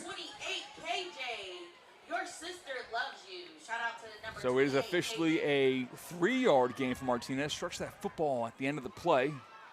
Ball up to the 39. Martinez at the hard count. No one flinches for MacArthur. 2 receivers left. Ball on the right hash mark. 2 receivers close to the line on the short side of the field on the right side. Martinez claps his hands. The ball not snapped yet. In the shotgun, now he takes it. It's a carry up the middle. Amari St. Fort on the tote. He does not go very far. It's a 1-yard, if that, gain. It'll be 3rd down and around 6 yards, maybe 7 yards. Get him to the 40. Big play here for the Atlantic Eagles. They want to maintain their momentum. Down by 1 are the Eagles. Trips left, lone receiver right. Barrera is the man on the island on the bottom of your screen. James Jones has been quiet. He's a slot receiver on the left side of the top of your screen. St. Fort exits the backfield. He's now the slot man on the right side. Empty set. Martinez all by his lonesome. 3rd and 6. Throw left side. It's caught on a diving catch made behind the receiver that time, Walcott. Walcott did everything he could, distorting his body, contorting his body rather, to get that football in his hands to move the chains for an HSS 1st down. Ball at the 46, 1st and 10 Atlantic. What a catch from Walcott to keep the drive alive, because you are not going for it from there if you're head coach Murray. 2 receivers left and to the right. It's a carry. Maury St. Fort left side gets bottled up in the backfield. He loses 1 yard, or rather he gets back to the line of scrimmage. It'll be 2nd down and long.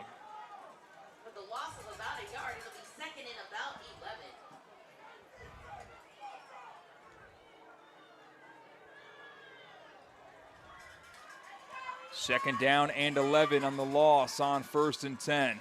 Martinez trying to captain this team to victory. It was 17-0 MacArthur. It's now 17-16 MacArthur. 4 receivers on the right side. Bad snap. Martinez scoops it up, and he gets back to the line of scrimmage to set it up. 3rd down and 10. That could have been near disaster. That snap, instead of going directly to the quarterback, kind of just popped up between the quarterback and the offensive line. And that could have been a touchdown if that's a good snap, because number 1, Darian Darby was running by himself up the sideline. 3rd down and long. Line to gain is past midfield to the 44. Biggest play of the night. Trips right, lone receiver left. Martinez in the shotgun, takes a snap and looks right. Heavy pressure, gets hit hard, throws it. Whistle not blown yet. It rolls out of bounds. Ball still inbounds. Call it a fumble. They're calling it a fumble and not an incomplete pass.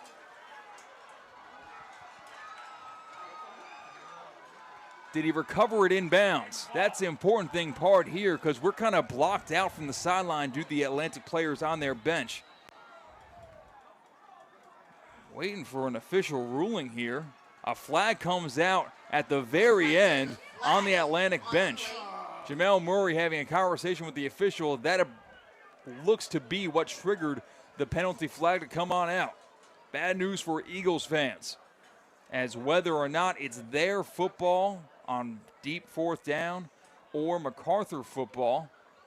But you know what? I'm judging by Murray's body language. It must have been bad news for Atlantic, and it probably is MacArthur's ball.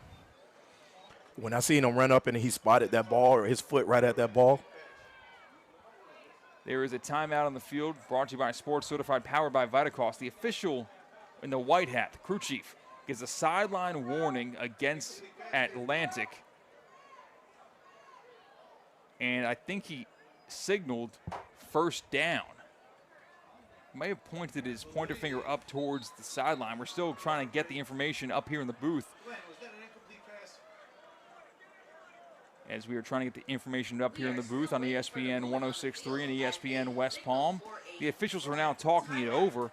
I don't know if I missed something, Coach. Was the signal called? Was a ruling made yet? They haven't made us. Oh, he just right now said incomplete pass. Incomplete he just pass. Made the signal. So there was no signal made earlier. Yeah. You're right. Yes, a sideline warning against Atlantic. No penalty yardage doled out for that, and it is an incomplete pass. You can watch back on YouTube to judge for yourself. I know the football went forward. It's a matter of whether the hand was empty coming forward. You have those replay capabilities at your fingertips on ESPN West Palm on YouTube, but they ruled an incomplete pass for Pedro Martinez, and it will be 4th and 10. 6:15 reads the fourth quarter clock. 17-16 is the score. The visiting MacArthur Mustangs lead, and the punt team is on the field for Atlantic. The offense of MacArthur has not had much, if at all, any success. So head coach Jamel Murray is confident with his defense getting a stop here, as he will probably punt this one away, barring high snap. It goes over the head of Jones. He can get it and punt it. He scoops it up, and he will punt it away. What a play by James Jones. It bounced at the 45-yard line, and will take an Atlantic Eagles roll all the way to the 26. That will not show up in the box score, but you cannot forget that play if Atlantic comes back to win this game. Well, you know what? That play right there was very detrimental. And I said earlier, James Jones has been quiet. He hasn't caught. He caught probably one pass in the first quarter, but that right there, that's probably the best play that he's made all day. You are absolutely right. He had a big third down conversion way back in the first quarter, but that pales in comparison. That snap went 30 yards in the backfield. Yes. He stayed calm, cool, collected, and James Jones, like the senior leader he is, scooped the football up, took care of that first. Sometimes you see guys bobble that ball and get kicked out of the end zone. Looked up, saw he had time and space, used it, and flip the field position. 1st and 10 for MacArthur at their own 26. 6 minutes to play in the game. Handoff, backfield, Lewis breaks ankles, and now he breaks tackles. Falling forward, looks like he got 10 yards, and that will be an HSS first down to the 36-yard line. 1st and 10, Mustangs. Now, Atlantic was forced to make a timeout earlier on that special team switch. Could it hurt them coming down with this clock running right now in the fourth quarter? 1st and 10 from the 37. MacArthur on their own half of the field. Robinson, the quarterback, takes the snap, hands the ball off. Lewis in the middle. Lewis breaks the tackle. He's in some space across the 50, 45, 40, and brought down short of the 35-yard line. That is the Kenson Lewis that we were used to in the first half action. Big chunk play for the HSS first down. And there is a timeout for an injured MacArthur Mustang at the 35-yard line. Injury timeout brought to you by Sports Certified, powered by Vitacost. And while we have this break in the action, rights to this broadcast of this regional semifinal in the 2025 FHS AA Class 5A football championships have been granted to us, ESPN West Palm, by the Florida High School Athletic Association as intended solely for the enjoyment of our audience. Any rebroadcast, retransmission, or other use of this broadcast without the express written consent of the Florida High School Athletic Association is 100% prohibited. You are watching the 2025 FHS AA Football Regional Semifinals on ESPN 106.3 on ESPN West Palm on YouTube. Thank you so much for joining us, and we hope that you buckle up because we will have one heck of a finish coming up live on YouTube. Right now, the momentum is ping-ponging right now in this stadium. You know, it's going back and forth. Make sure you share the YouTube stream with your family, maybe the family members of the players that are on the field tonight, their extended friends. Maybe they're all the way in Bozeman, Montana, and they want to find out what's happening with the Atlantic Eagles. Or maybe they're in San Jose, California, and they're a big fan of Kenton Luis of MacArthur High School. Make sure you share this YouTube stream to make sure that they see every single waning second of one of these teams' football season. 5:40 to play in the fourth quarter. It's 17-16. MacArthur has the lead, and they have the football. 1st and 10 in plus territory at the 36. It's one of those moments where we say, hey, everybody knows where it's going to happen right now. Who's getting the ball, where the ball is going, and let's see if Atlantic linebackers can stand in the paint. Robinson, the quarterback for the Mustangs, joined by Luis in the backfield. Henson Luis has been on fire in the first half, has been maintained until this drive in the second half. In the shotgun, Javarius Robinson, the senior quarterback, pitches it outside. Luis jumps over one tackle and gets walloped at the line of scrimmage. Big tackle made that time by Keyshawn Bird. Keyshawn Bird has been playing an awesome game today. He's having a lot of tackles. He's playing. He's fitting off, being that contained at that outside linebacker position. I know that they moved him around from free safety to defensive end, and I think they really found a home for him at that outside linebacker. 4:50 to play in the fourth quarter. I'll keep you updated on the clock for our radio and video audience. 2nd and 11. Line of gain is the 26. They've got the football at the 37. Senior quarterback Javarius Robinson came back this season from a bad leg injury. For moments like this, Luis gets bottled up in the backfield again. At the 40, it's 3rd down and long for MacArthur's offense. Yeah, now, if you are head coach Robert Ortega of MacArthur, do you even consider throwing this football? There is 4:14 and rolling remaining in the game. You're up by 1. Right now, you go ahead and play time. You know, you go with the time right now. I run the ball. I force Atlantic to call another timeout. You know, and I think Atlantic has one timeout remaining. 3rd down and long. Ball back, spotted at the 40-yard line. Line to gain is the 26. So 3rd down and 14. This was the Achilles heel of Atlantic's defense in the first half. They buckled down in the second. And before this ball snapped on 3rd and 14, we have a timeout. There's a penalty for a delay of game. Whenever you see the back judge throw that flag with no movement, you can assume it will be a 5-yard penalty delay of game. So back the football up to the 45-yard line. It'll be 3rd down and 19 with 3:41 to play in the fourth quarter. You know, 2 successful plays that I see MacArthur have in this type of situation is either that draw play or a screen play that they ran earlier. So I'm thinking that they may come back to one of those two because the quarterback really hasn't beat you with his arm yet going down the field. So this is going to be close to 3rd and 15, 3rd and 20. If I'm MacArthur right now, I run a draw, force Atlantic to call a timeout. That draw play really did bite Atlantic in the rear end in that first half, but they've attempted it twice on those big 3rd and very long distances. Atlantic caught on, and Atlantic adjusted. 2 receivers left. Lone receiver to the right side for quarterback Robinson. He motions over one man from the left side to the behind line of scrimmage. Jet sweep. It's a pass throwing it deep down the far sideline. It is deflected. What a play in the secondary. That was a surefire touchdown, if not for the uninhibited effort in the second level by James Jones. James catch up from the middle safety position, had to track down a nearly underthrown football on the double pass trick play by Stone Stroken. Wow. That's the second big play James Jones has made within the last minute of this game. You know, the one on that punt, and now coming in to break that pass up, closely intercepted. He's playing both sides of the ball tonight. Low snap, it gets punted away, and Atlantic is a lot more cautious this time. They don't run to the punter. Punch dropped inside the 5, one broken tackle, and brought down just past the 5-yard line is return man Darby. So on that play, you look, there's a rule. Basically, if the ball, put your heels on the 10-yard line. If it goes over your head, let it go. You know, that one right there could have bounced in the end zone and gave you more field position.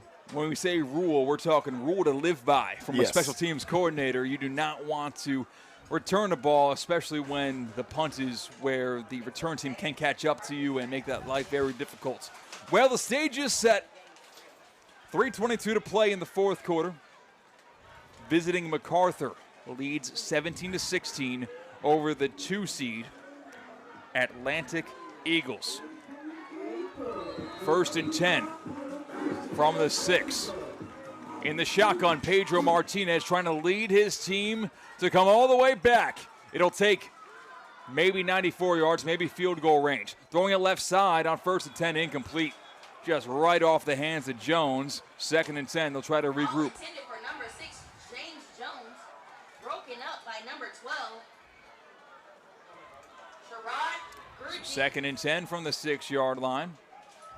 Plenty of clock to work with. It's a big football field to conquer, yes. But we have seen that there is range for Angelo Caparizzo. He nailed nearly a 30-yarder, which would have been good from maybe 40.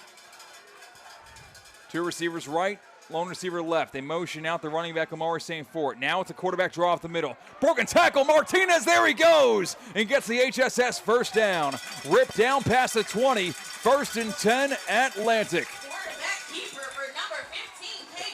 And at this moment, I think Martinez is probably the leading rusher for Atlantic tonight. Certainly is.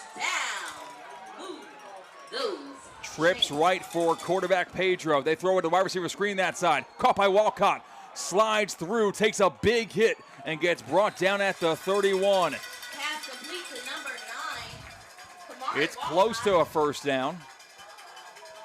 Not quite. 2nd down and 2 coming up for Atlantic. 2:40 to play in the game. Atlantic trails by 1. They've got the football trying to pull off the comeback. Throwing is Martinez. Rolls left. Breaks contained. Throws it on the far sideline. Is it picked off? Intercepted. It is at the 50-yard line. MacArthur's sideline floods the field in celebration, and the Mustangs get the football back with 2:30 to play in the fourth quarter. An underthrown wheel route, it might have been down the far sideline, and it was a tussle for the football at the 50. That was recovered by MacArthur. One timeout left each way. MacArthur has 1 timeout remaining, as does Atlantic. So the game is not over yet. Atlantic needs a 3-and-out, and they will get the football back with a little bit under 1 minute to go in the game if they play their cards right, and so does MacArthur. You know, that's not including any possible incomplete passes, penalties. A lot can happen between now and 2 minutes and 30 seconds of game clock. And I told you, those defensive backs from MacArthur have been playing a hell of a game. 1st and 10, MacArthur at the 50. It's a handoff. Luis gets just crushed in the backfield. It's a loss of 3 yards. 2nd and 13. The book's out. Atlantic is selling out for the run, and the clock will roll. Jamel Murray not using his timeout yet. He has 1 remaining. Line to gain is the 40-yard line in plus territory. 2nd and 13. How creative here do you get if you're head coach Robert Ortega? Give the ball to Lewis. Not very, says Coach Stewart here in the booth. If it was up to him, under 150 to play in the fourth quarter. The back judge puts his right hand up, indicating under 10 seconds to go on the play clock. Handoff up the middle, bouncing it outside and not able to. It's a loss of 1 yard and going backwards with the rushing attack of MacArthur. 3rd down and 15. They gave him even less than that. The chain gang is having some fun with us up in the booth, as it will be 3rd down and long. Atlantic uses their timeout. 1:37. The clock does stop. Again, that's Atlantic's final timeout of the second half. 1:37 to play in this 4th and final period of action. 17-16. MacArthur over Atlantic. Atlantic needs a stop. They need a return of punts, and they need some points, any points, to make something happen. But first things first, it's 3rd and 14. You need to prolong this game with a successful defensive play. So now we go back to that point. Like, do you run the ball in this situation? You know, keep it safe on the ground, come back. You probably leave Atlantic with probably just a little bit less than a minute left to really do a drive. They have no more timeouts. Clock does stop when you get a first down to spot the football for a moment until they eventually roll the clock. So think more college clock management than NFL clock management if you are game planning as an Atlantic Eagles football fan. Trips left, lone receiver right. Robinson in the shotgun, hands the ball up the middle. They play it safe. Conservative run. Luis gets brought down 1 yard short of the line to gain. He got very close. He did not get enough. Now it's decision time for Coach Robert Ortega. The clock is rolling on the carry up the middle.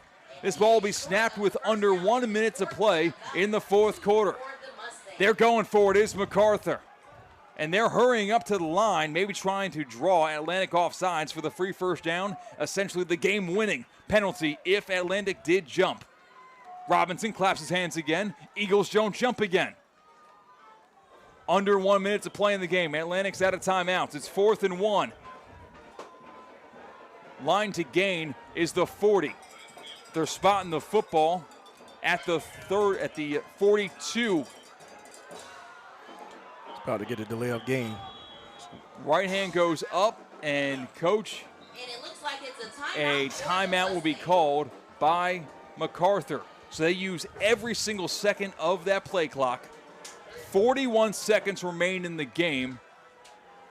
And, you know, there was no delay of game. They used their timeout, so there's still a possibility that you could see MacArthur go for it on 4th down to win the game right now. If you're going to punt, guess what? You take the delay of game.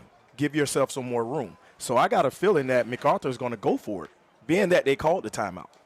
We'll see what the decision is made after this. What will feel like eternity for MacArthur and Atlantic football fans. Sports certified, powered by Vitacost. Timeout. And while we have this break in the action, make sure that you hit subscribe on YouTube at ESPN West Palm. Hit subscribe, whether it's this year, this semester, this season, the winter, the spring. You do not want to miss the high school sports coverage that we have planned for you at ESPN West Palm. The offense is on the field for MacArthur. This is for the win. Direct snap, left side, fighting forward. It's close. I think he got it, and yes, he did. MacArthur gets the football, gets the HSS first down, and they will win the football game. MacArthur will take on the winner of St. Thomas Aquinas and Coconut Creek in the regional final. Jawing back and forth after that play went dead. It's 1st and 10 Mustangs. The clock is rolling, and I do not know if Mustangs need to run another offensive play. A flag comes out. It's probably in everyone's best interest for this game to close as quickly as possible. Now that MacArthur can just take a knee and finish the ball game. There is a couple of flags on the field, but it is final. The Atlantic Eagles drop this one at home in the Region 4 semifinal in Class 5A, 17-16. Atlantic takes their second loss of the season. MacArthur improves to 10-2 on the season. They are probably the most dangerous 6th seed that you are going to find across the FHS AA playoffs when you consider the schedule that MacArthur went through to get here. the blowouts and the shutouts and the dominance that they displayed against all but two teams, Chaminade and St. Thomas Aquinas. This was billed as the game of the night in Palm Beach County, and it sure did deliver. Coach, you got to admire the heart and the will, the determination from the Atlantic Eagles for not rolling over going into the halftime break down 17-0. They showed a lot of resiliency, coming out. I have to say, I guess the coaches just decided now that they're not going to shake hands because it's a little chippy. That's which is a smart call. Yeah. With what's going on right now on the field. Yeah, I think that you are 100%, and they are. I don't know who made the direct call. I mean, even the coaches are not very happy with one another. Yeah, the coaches are shaking hands, and that is definitely good and cordial. But emotions ran high, and Atlantic takes a tough loss in this one, 17-16. The good news for Atlantic football fans, this is just the beginning of this era of Eagles football. So many young playmakers on offense and defense. Martinez, Fort, Darby, Thomas, Barrera, all coming back next year. They've got more eligibility. On the defensive side, you had Dontrell Murray, Geathers, Jameer Johnson made a couple of big plays tonight. Yes. A bunch of returning factors in 2025. We will take a quick break, come back, wrap things up with your Duffy's MVP of the game, and the look ahead brought to you by the Bush's Boca Raton Bowl of Beans.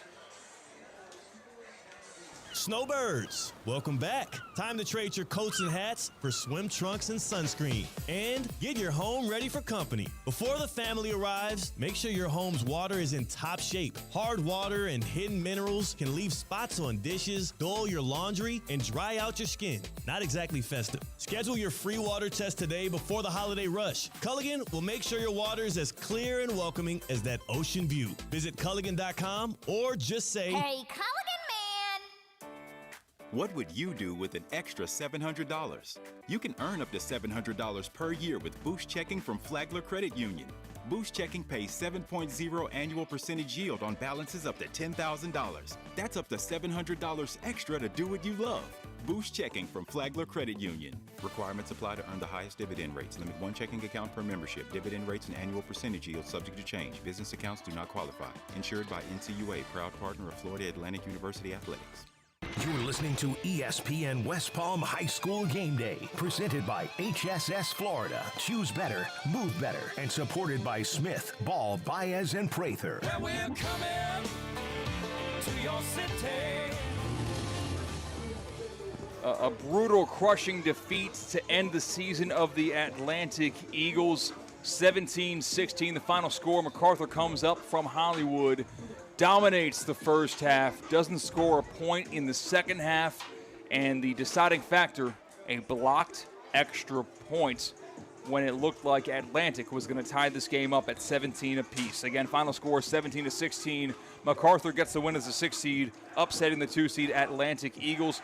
First things first, the Duffy's MVP of the game. It's hard to look anywhere but the MacArthur backfield of Kenzen Luis. That senior running back controlled the pace of the game in the first half and had a clutch runs multiple times in that clinching drive in the fourth quarter.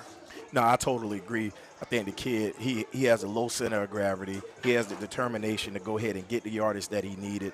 All of his runs, they were not easy runs. No. He bounced off. He broke probably 2 or 3 tackles on a lot of his runs.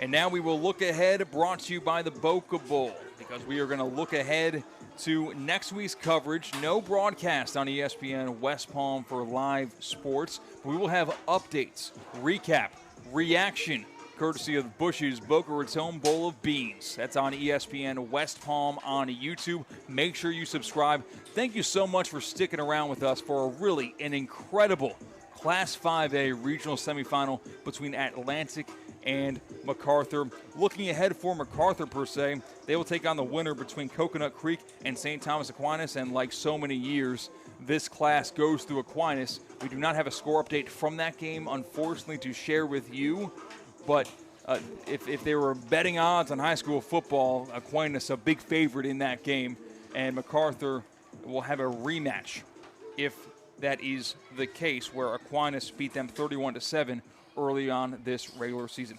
Coach Stewart, thank you so much for joining me here tonight for a very fun matchup in Delray Beach. My name is Christian Catt. Thank you so much for tuning in to ESPN West Palm's High School Game Day, presented by HSS and supported by Smith, Ball, Baez, and Prather. Have a great weekend, and we'll talk to you next time. Peace out. Thank you very much. Take on any terrain? The all-new 2025 Defender 110 P300S is here. Built for those who crave adventure without compromising on luxury. Lease the powerful 2025 Defender 110 P300S for just $849 per month for 36